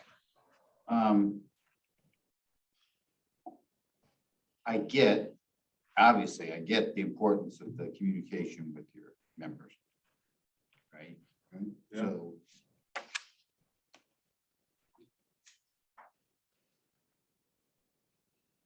So do you do that first? And then come to us and say, we're ready for you guys to take over management of 7 different options, or, I mean, exactly what's the request that comes to us? Well, I think that's a good question. I think certainly notification would have to happen with membership, the 15,000 folks we have. Right. In both plans, with an idea of what is to be in terms of investments going forward, how it impacts their current investments that they're invested in. Right. We're going to have some folks that potentially say, I've always liked being in this fund. I'm the only one in it, but I love it. I love I don't have that option. So I think there has to be notification with some idea of what the ballgame looks like going forward. Okay. And what the benefits. of- Carl, could I make a comment? It's Jim from RBK. Yeah. Dan is exactly right. This is not uncommon at all in the world of public funds, particularly at the state level. So there's nothing unique or exotic about what you're discussing on the table. And the one thing that could simplify the communication is actually to split the communication into two parts. One, and this is just a suggestion, it's above our pay grade, but one is to simply inform the participants that that the PERS board has exercised, as Dan said, its statutory option to use the Board of Investment as its investment manager, so to speak. And so that is something that I would think would be obligatory to say to the participants, because it is literally their money. And that would be very straightforward communication. And what it does is it allows Dan and John the luxury then of deciding, working with this board, what changes it would like to make, conferring with your client essentially, which is the PERS board, and then have a second announcement or a series of announcements about changes in the lineup that the new manager of just the investments, not the administration of the program, not the communication program, not the loan decisions out of the 457 plan and so on, that by separating those two, you make the process of movement over of investment decisions over to the board a lot simpler by not requiring that everything be done at one time with a single communication. I'll stop there, Dan. I don't know if I've gone over my ski tips, so correct me if I'm missing something. Director Schwinden and I are catching eyes saying, that makes sense. Yeah, seems reasonable. And as you said, this is not something that's exotic or unheard of. It happens in a lot of public plans. And I think intuitively, we believe that the members would be better served under this structure. Well, it'd be simplifying. I get all of that. I just want to make sure, in light of the fact that we now that this board would be taking on either a direct or, I mean, at work, at best, an indirect, and a direct fiduciary responsibility to how many thousand? 15,000 new clients. $1 billion. You know, and $1 billion in assets that we've marched through this. Yeah, Properly. absolutely. And one of the concerns that I have, it seems to me, is that at some point we have to say, yes, Yes. as a board have to say, yes, this is what we want to do. And I know, you know, Dan and kept us informed that these discussions are going on, all of that kind of stuff. But so far in the scenario, I haven't heard where it is that we say, yep, this is what we want to do. So let's think out loud here for a minute with Zoom on. I Time is always a little date, but don't think it is. I think it's important. There are aspects of the statutory obligations that we have no interest in, are not qualified to be in, and should not go near. Engagement with the individual members, communications, those aspects. Right. I think we've got to work out the details as to how their communication system works so that we can be informed on the decision-making side that would fall under our realm. So let's just paint a hypothetical. The Peterson Fund is doing terribly, and their fees are too high, and they're just charging too much. There's grammatical errors all over their document. 4 people. And we look at it and say, okay, you know what, we're gonna go over to the Nelson Fund instead. Currently, we can make that decision and it's done. Right. Within this world, that's not the case. There's a Right. formal notification process, we have our due diligence process, we have a whole bunch of work that goes into that they have to go provide notice. There's administrative rules wrapped around all of it. those are all things that need to be worked out. So I guess my thought here would be, we just go to work. They're on it. We've been thinking about, and we come back to this board sometime early next year, February, March timeframe with, here's where we're at. Because at some point, you're right, you will need to create investment policy statements for these two buckets. We'll have to figure out how we do performance reporting. We'll have to figure out how we do basically everything we do with CAP, but with two distinct pools with two different sets of clientele. Carl, the hypothetical that Dan just laid out is exactly why I suggest that you consider a single communication, if you go down this route, about the PERS board employing the Board of Investment as its investment manager. That allows a series of decisions that you might make. Dan gave you a hypothetical, and he's correct. Each one of them is called a mapping decision. If you close down an option, you essentially, from a fiduciary point of view, take responsibility for mapping those assets to something else, unless the individual opts out if you give them that option. And that mapping decision by the board would have to be well documented as to why you think it is appropriate. This happens all the time. Again, not exotic. It's a standard part of DC program management. And it's again, nothing out of the ordinary. It's just different than what you've done with your DB plans. I'll stop there.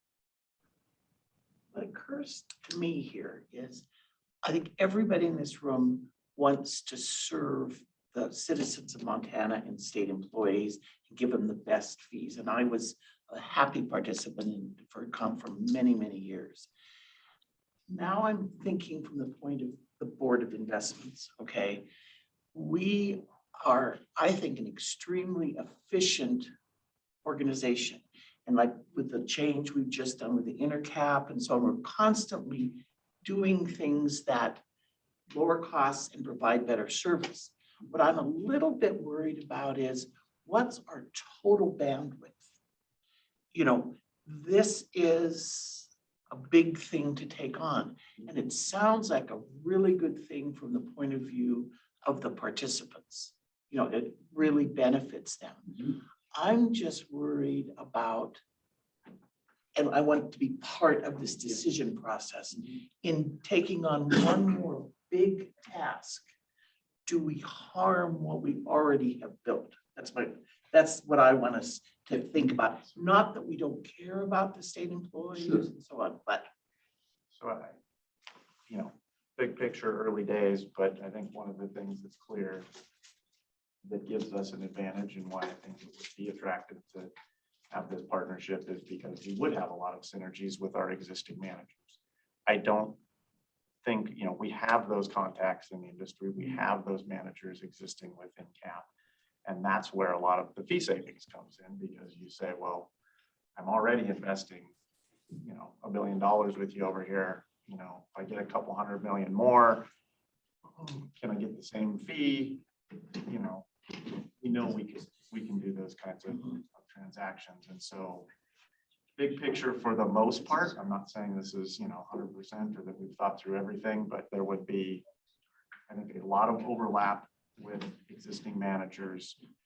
That isn't to say there wouldn't be more work, because there is a due diligence process in the DC world that is different than what it is here, certainly at least from a reporting perspective and how we approach that.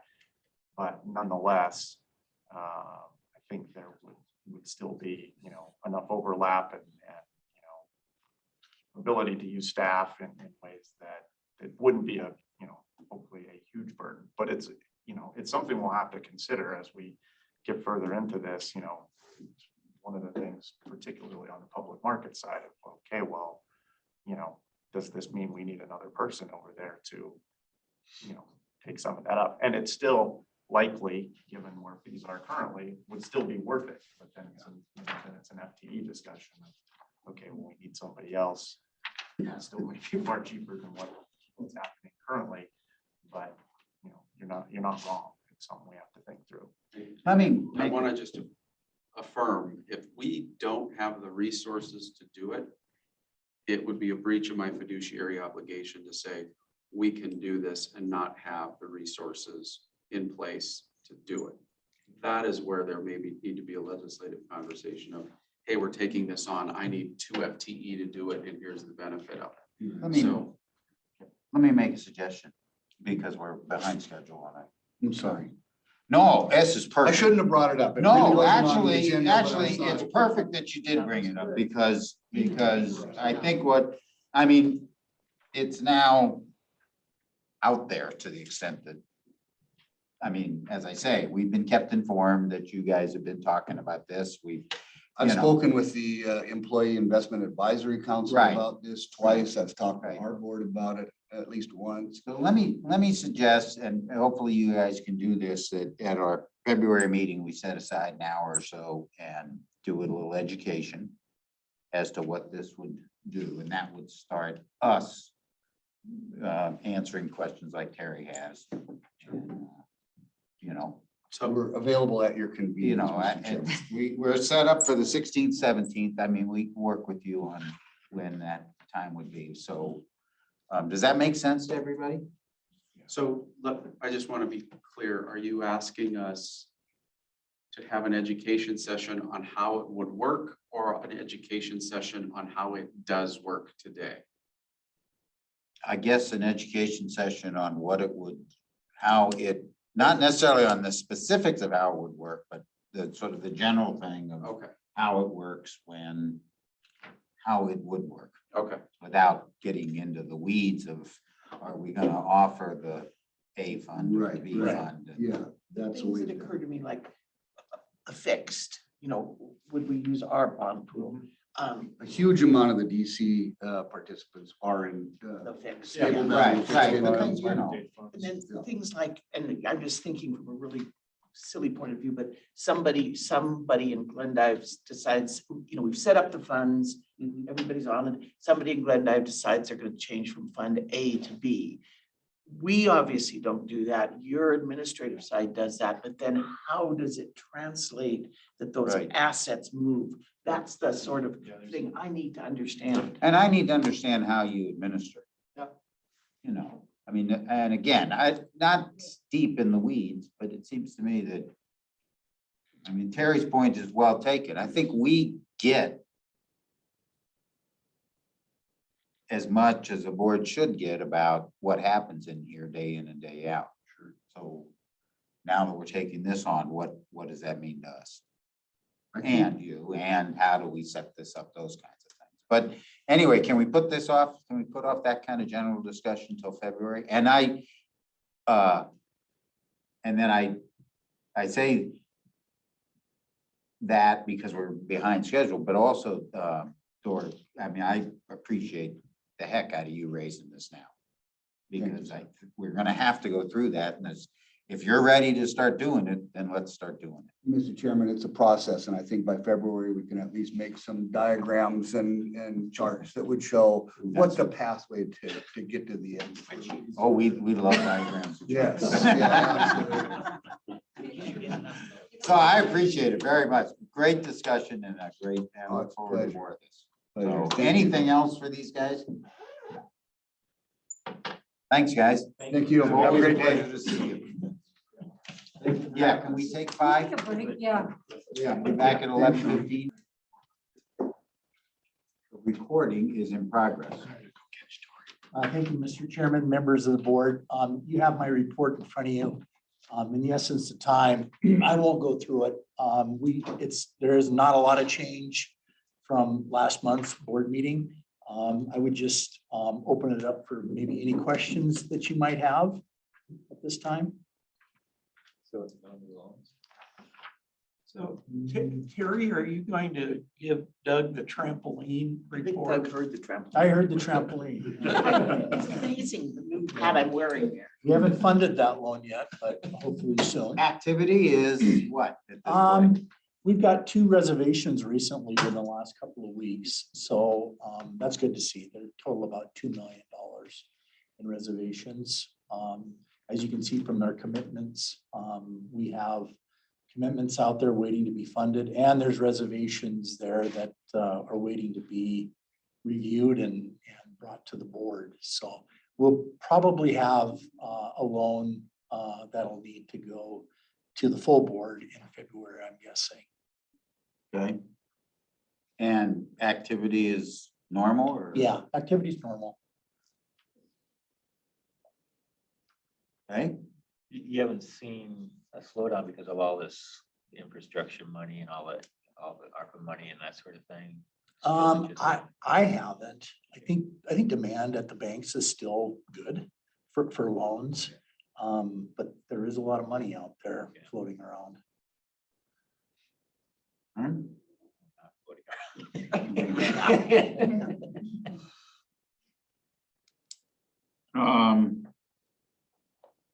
And the veterans home thing, is that still going strong? Yep, still going strong. There's about 49 million roughly, that's in the program. So the demand on that continues, as funds are available. So, and the interest rates are very attractive And the still. cap, is there a cap at 50? $50 million cap in that program. Yeah, there was a comment yesterday about the caps within the programs.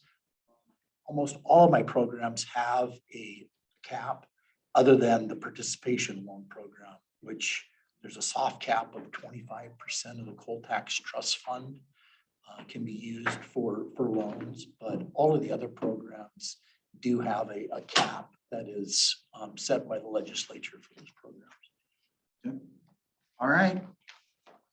Well done. Easy. We'll Did see you if- start over? Just kidding. Just Are you gonna take over any responsibilities from the public employee retirement system? No. Thank you. Thank you. Thank you. All right, tab 9. The non-core fixed income deep dive asset class review. Go for it, Jason. Yeah, Mr. Chairman, members of the board, good morning. Mr. Chairman, my proposal would be, given the my position between you and the door and lunch, would be to provide maybe an accelerated, not so deep dive. I would be sure to hit on the, what I think are the most important points. But and certainly be open to questions if anybody wants to dig deeper. But I can put things into overdrive and if you'd like. Well, I personally don't care for a little late getting down. I think we have a getting done. I don't know if anybody has commitments that they need to leave. This is what I'm here for. Right. Yeah. So I think we're good, Jason. I mean, so if you want to put it in a little bit in overdrive, that'd be great, but I Okay. wouldn't go into hyper overdrive. How's that? Sounds good. I'll do my best. So, All right. now we are in tab 9, and I'll be starting on page 3. This provides some of the overview of the non-core fixed income asset class in terms of the allocation range, which that applied up through the third quarter. As of yesterday, we approved they moved from 5% to 9%. Below that, what I would call the sub asset classes. US high yield, preferred securities, emerging market debt, and convertible debt. We added a couple items to the investment policy statement last year that applied to how much high yield comprises of the asset class. We've had a long history in high yield, going back to 2009. More recently, we added a preferred securities and an emerging market debt manager. We added those in 2020, and currently considering adding an allocation to convertible bonds. So Jason, just give me the definition of what's a preferred security. I will get there if that's okay. I've All got right. more information and kind of give you some of the details and All right, thank you. what exactly that looks like and what all's entailed there. But page 4 is just a brief overview of the different types. Again, we call the sub-asset classes within non-core fixed income. U.S. high yield bonds. These are corporate issuers, and we're getting high yields to compensate for the higher credit risk than investment grade bonds. Preferred securities. This is one that's a little bit different than the others in that the income comes from dividend payments, not from coupon interest. So a typical bond, the coupon interest is contractually obligated.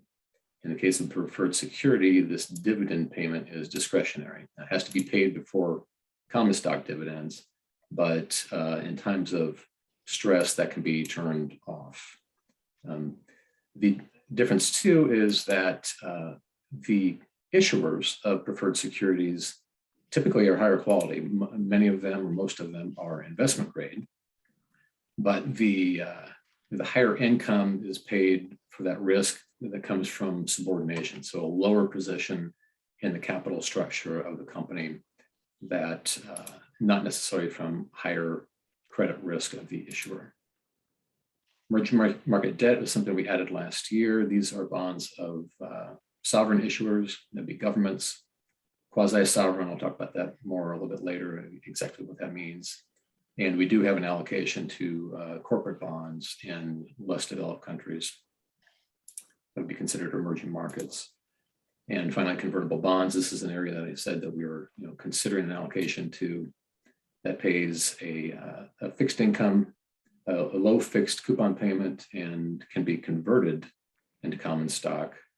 And I would say they're subordinate to senior secured debt. In many cases that the issuers of convertible bonds may not have any debt at all, and definitely not any rated debt.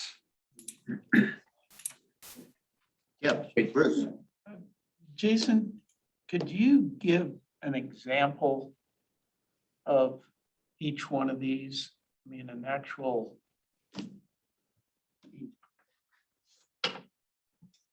a high yield bond that's in our portfolio, a preferred security that's in our portfolio, just so I've got a little better idea of what you're describing here and what we've Yeah, we think actually we've got got in we've our got portfolio. 1,000 high yield bonds or more, but for instance, well, this is a different case, but it'll give a little background to what's happened recently. Ford is what they call a fallen angel, that prior to COVID, it was investment grade. And during the COVID sell-off and the impact from that, it was downgraded to high yield. And so that is one bond that I think is common in our portfolio among the different managers we have, that many of them were able to purchase at least some of it at pretty substantial discounts during the sell-off, and is a candidate likely to be what they call a rising star, which is the opposite of a fallen angel, which would be upgraded back to investment grade at some point in time here in the future. That'd be one example.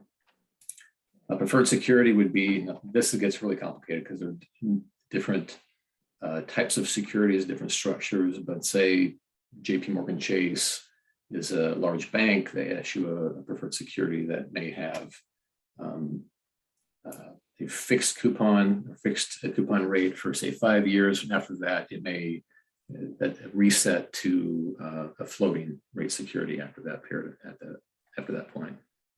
Jason, last question. Is there a certain type of industry that tends to use preferred securities? I always think, like utilities used to do it. Do banks tend to do it now, or? It is heavily banks and insurance companies. About 75% of the market is banks and insurance companies. There are some other smaller industries, utilities is one, but no, it is definitely heavy in the financial industry. And is it a tax advantage to them? Is that part of the structuring of this thing? Well, the benefit from the issuer of preferred security is the capital treatment. So it counts to their capital ratio. Yep. It also means if they issued equity, they would be giving up some control and voting rights. Preferred securities don't have voting rights. Yeah. So they can get the benefit of financing without having to give away ownership in the company. Thank you. Emerging market debt, this includes sovereign issuers, would be a government would see, that would be, say, a government of Indonesia that issues a bond. Quasi-sovereign would be, again, companies that are either wholly or partially owned by the government, or there's a government guarantee. Think of, say, Pemex in Mexico, the oil company, as well as Petrobras. Those would be a couple of examples. Corporate issuers, I try to think of a company that nothing comes to mind in terms of what a corporate issuer might be in emerging market debt, but it's similar to anything you might see in the US high yield. Convertible bonds would be, I think Twitter had issued some convertible bonds, if I'm not mistaken. But why would a company issue convertible bonds? Typically, these are fast-growing companies. A lot of healthcare and tech companies in this universe, smaller companies, that they don't want to be weighed down by large interest payments, but they also don't want to issue equity and dilute their shareholders immediately. And so that's kind of the trade-off for the issue of a convertible bond. It's the lower coupons than you might see with than a high yield bond, but there is value to that security that comes from the equity value. Basically, if you think of a convertible bond as two components, there's the bond portion, which you get from the coupon payments, and then a call option on the equity that those combined together can account for the value of the convertible bond. Does the issuer do the call, or do you as the owner do the call? I'm assuming it's like there's a indenture or something, there are dates it can be done. So the issuer can call the bonds. In terms of conversion, there would be a strike price that above a certain stock price, the holder of the security can convert into common stock. But only at these set levels. Right. Thank you. That was helpful. Thanks. Yeah. Page 5, why are we in non-core fixed income? First is the current income that we get from the cash flow streams, from the coupon payments, and from the preferred dividends. Return enhancement, we get higher yields in this space than we do in core fixed income. To some level, we get some diversification. We want diversification within the asset class in terms of issuers and sectors and geographies. And I think we had talked about this on the last deep dive back in 2020, I think in the summer. Note on performance of the asset class and the sub-asset classes versus the benchmark, that it's a little different than what we see like in equities. In one respect, the difference is that passive investment in these areas is not really a viable alternative, certainly in high yield. And we're conscious too of the risk reward dynamics in fixed income. Your upside in fixed income is your principal plus interest. Your downside can be zero. So specifically in high yield, our managers have tended to avoid the riskiest areas of the high yield market. Those are the areas that in some of the recent past have outperformed, done very well, which has hurt our relative performance relative to the asset class benchmark, and which is the high yield benchmark. But we're comfortable with that. That's what I think is an appropriate approach to fixed income and to high yield. In addition to, we've added convertibles, we've added preferreds, we've added EMD. Why did we add those? Because we like the income aspect, the yield that we get and some diversification aspects, but those strategies may not outperform the high yield asset class benchmark over longer time periods. But really, that was of lesser importance. We were getting some diversification in income. That was the primary goal there.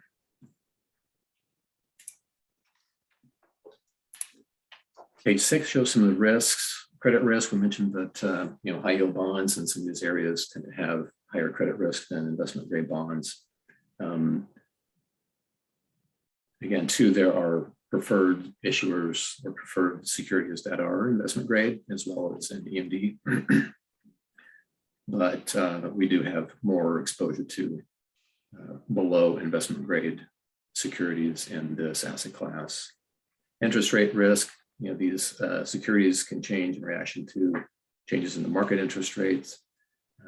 Call risk, this applies more to high yield bonds and preferreds, EMD. I don't think there are any callable sovereign issues in emerging market debt. That basically that means the issuer can redeem and repay those bonds before maturity, which leaves the security holder likely would then have to reinvest the proceeds at lower interest rates.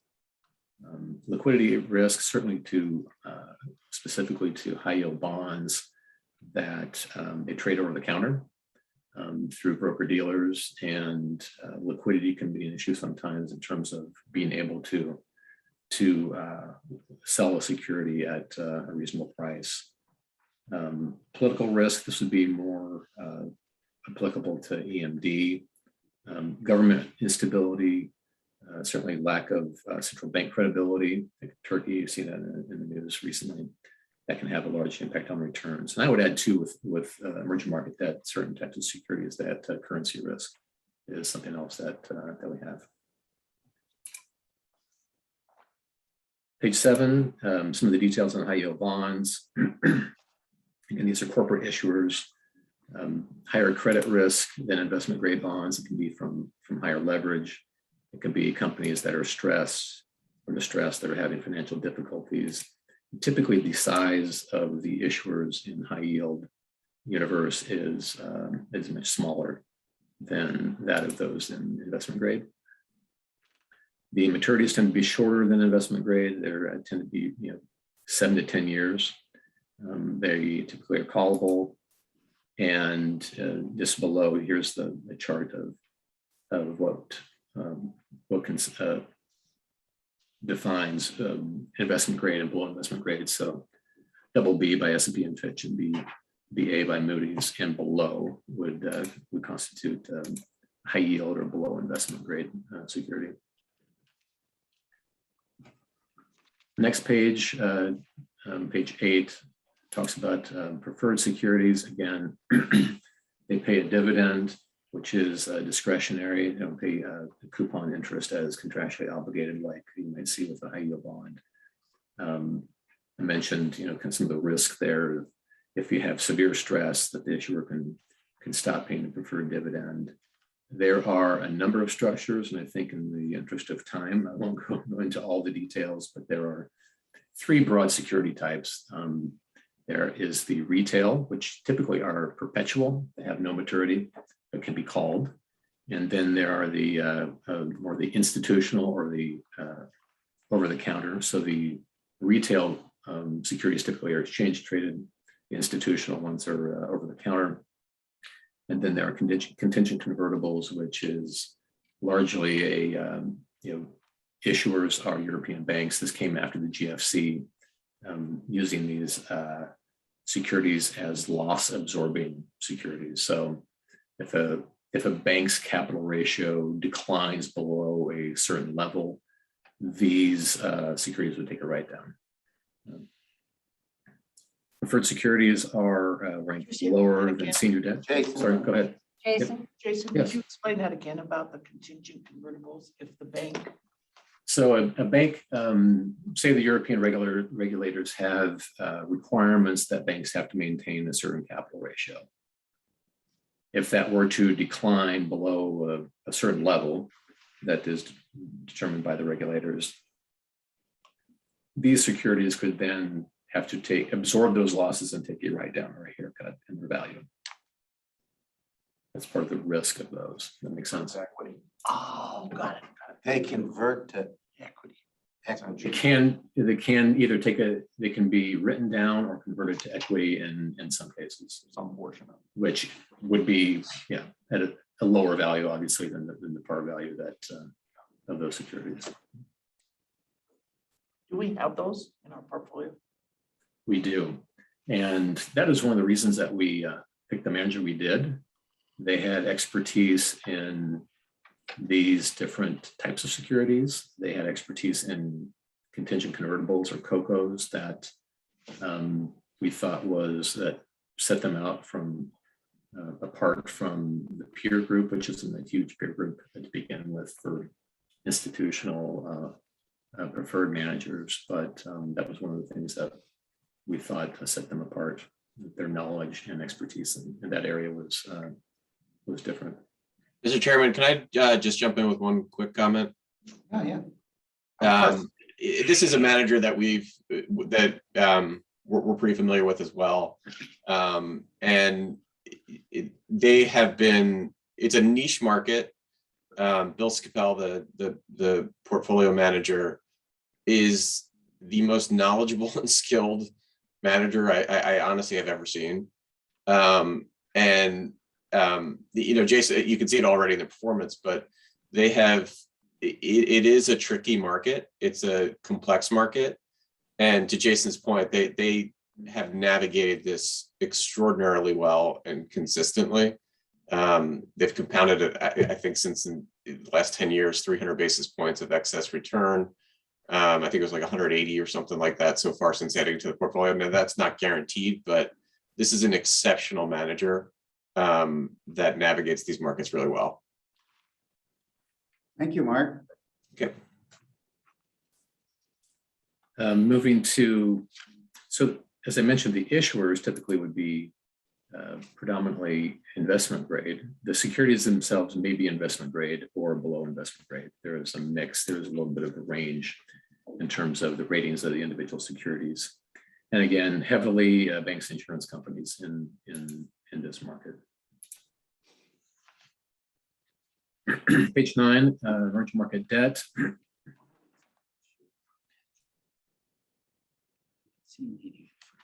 Excuse me, I had to clear my throat there.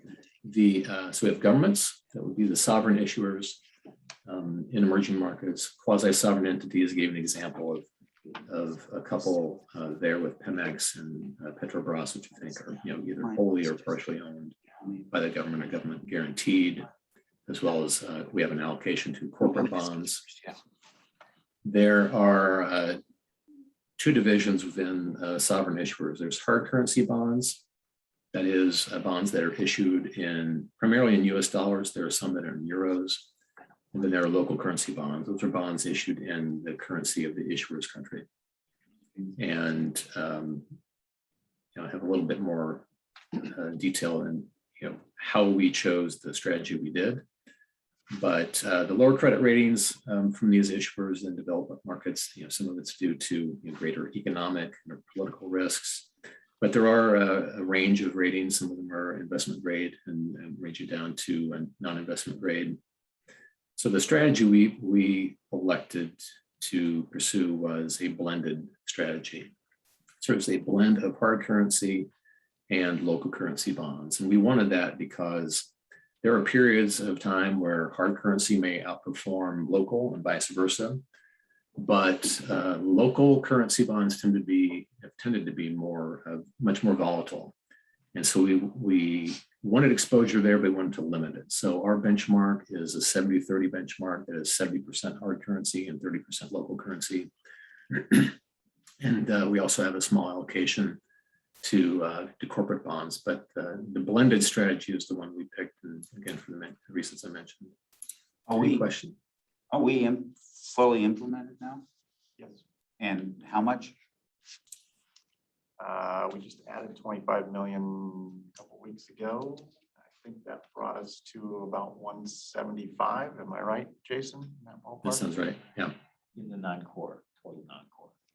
In emerging market. In emerging Just market. in emerging market debt. Okay. Debt manager. And is that one or two men? One man, and we're not going to use another?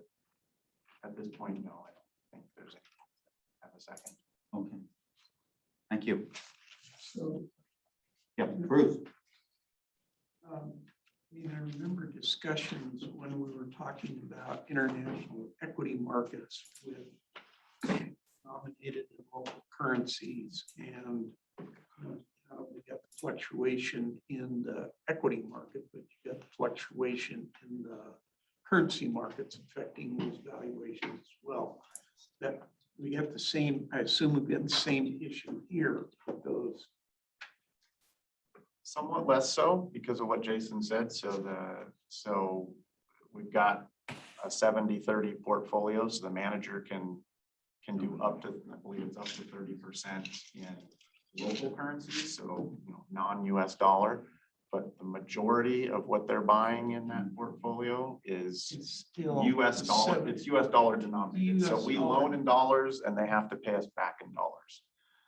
And so we don't have that currency exposure with a good chunk of the portfolio in that space. That doesn't exist really in the equity portion of, can't really go buy a US dollar right, equity, right. but you can in this space. Okay. In terms of the bonds. Okay.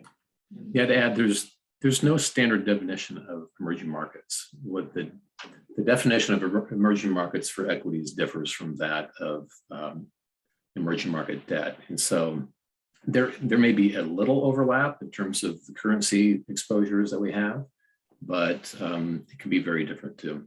The currency risk that we have in the emerging market debt portfolio than we do in the international equities. Okay, thank you. What's reported to us is all in US dollars. Yes, everything, correct, yes.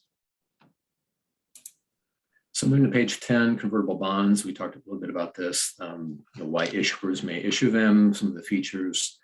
I don't know if there's anything else to cover besides what we'd already discussed. I think the interesting aspect here, thing that the reason why we've considered it, one is it is some diversification in terms of issuers that did tend to be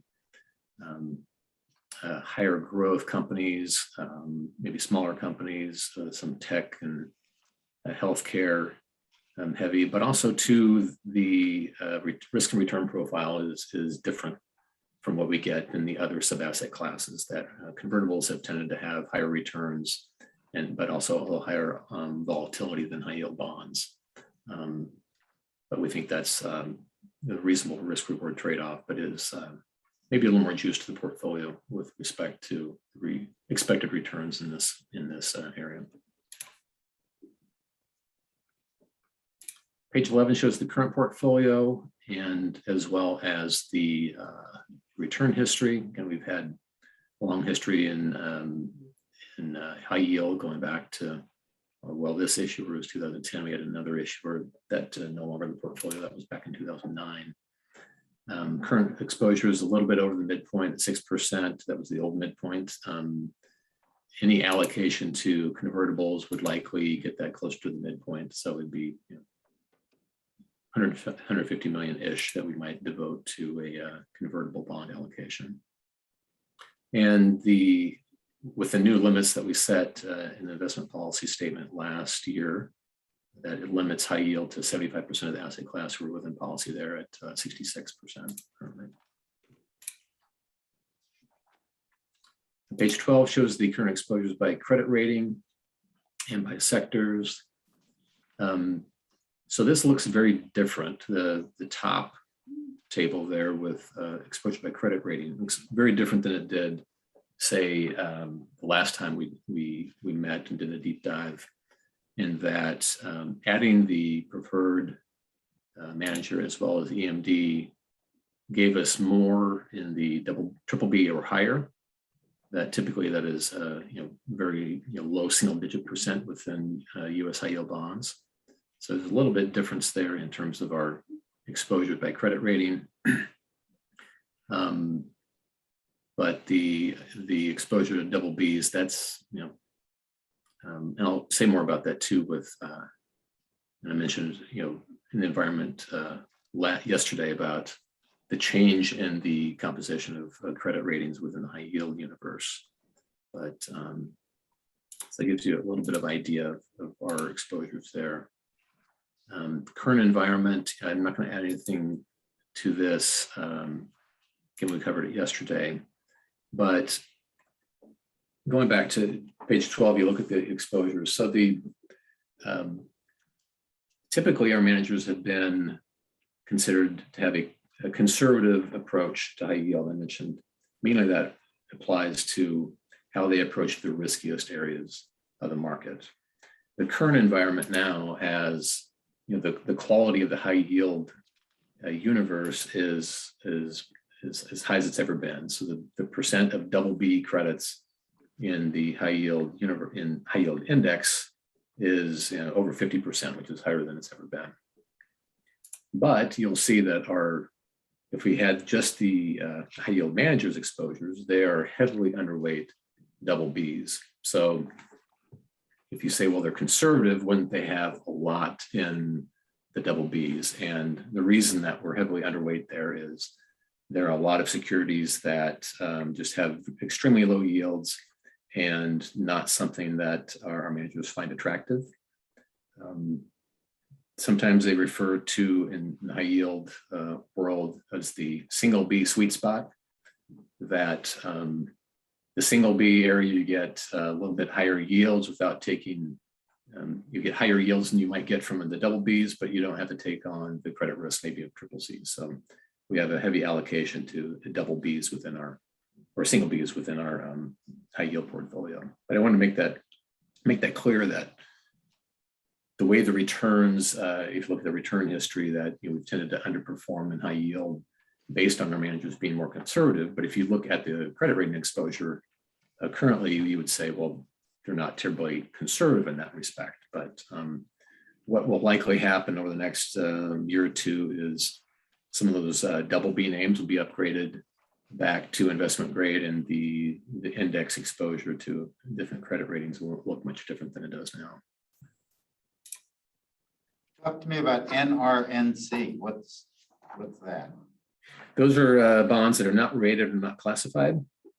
There may be, typically we see this in terms of a issuer that issues but is expected to be rated but is not currently rated. And we do allow for that in limited amounts within our portfolio. So typically these would be high yield bonds that are expected to be rated but currently aren't. Now, if we invested in an allocation to convertible bonds, that would change. 80% of the convertible bond universe is not rated.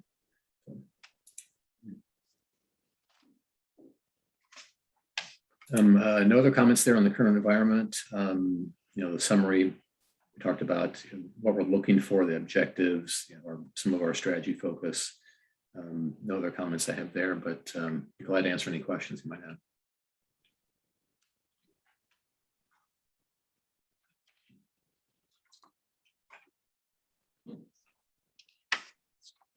Don't see any, Jay.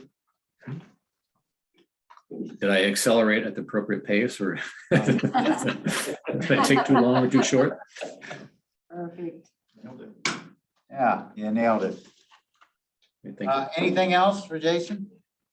I hate to delay, but could you just No, don't. quickly walk through how do you read that appendix? I was trying to understand that. Yeah, I add this. I don't always refer to it. I don't know if I ever refer to it, but it's a chart that always comes in our quarterly reports from our manager, Neuberger Berman. And I like it because there's a lot of information here. So in the top part, you see the blue bars. Let's see, those are, you have on one scale, you have the default rate, and on the other side, the spread. That I can't quite.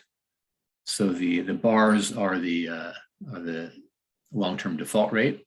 You see, I mentioned how they've come down, and with the dot with the line through it, that's the high yield spreads, which is basically the incremental yield you get over U.S. Treasuries. Okay. And mentioned how spreads are tight, certainly they widened in 2008 during the VFC and again last year with COVID. And then down below, you have the annual return of high yield. And you see some of the interesting periods, ups and downs. Certainly the GOC was an interesting period where 2008 it was down strongly, but then 2009 was just absolutely insane, 58% gain that year. But Thank you. Thanks. Anything else? not for me.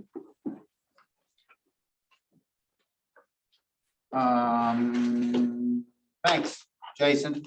Thank you Thank very you. much. Hope we didn't rush you. Recap of staff to do. What have we got? We've got, I'll email the green sheets around to everybody this afternoon. We will schedule, I'd say, at least an hour on education for DC squared at the February meeting.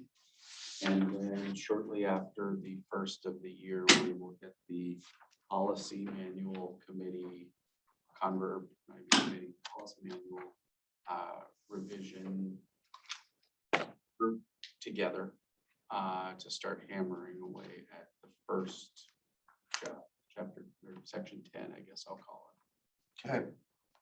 Is there anything else anybody thought of that we follow up? That was what I was thinking. What's that, Mark? That was what I was thinking we had. Okay, anything else? If not, thank you all and it's nice to see you and we're adjourned. Thank you.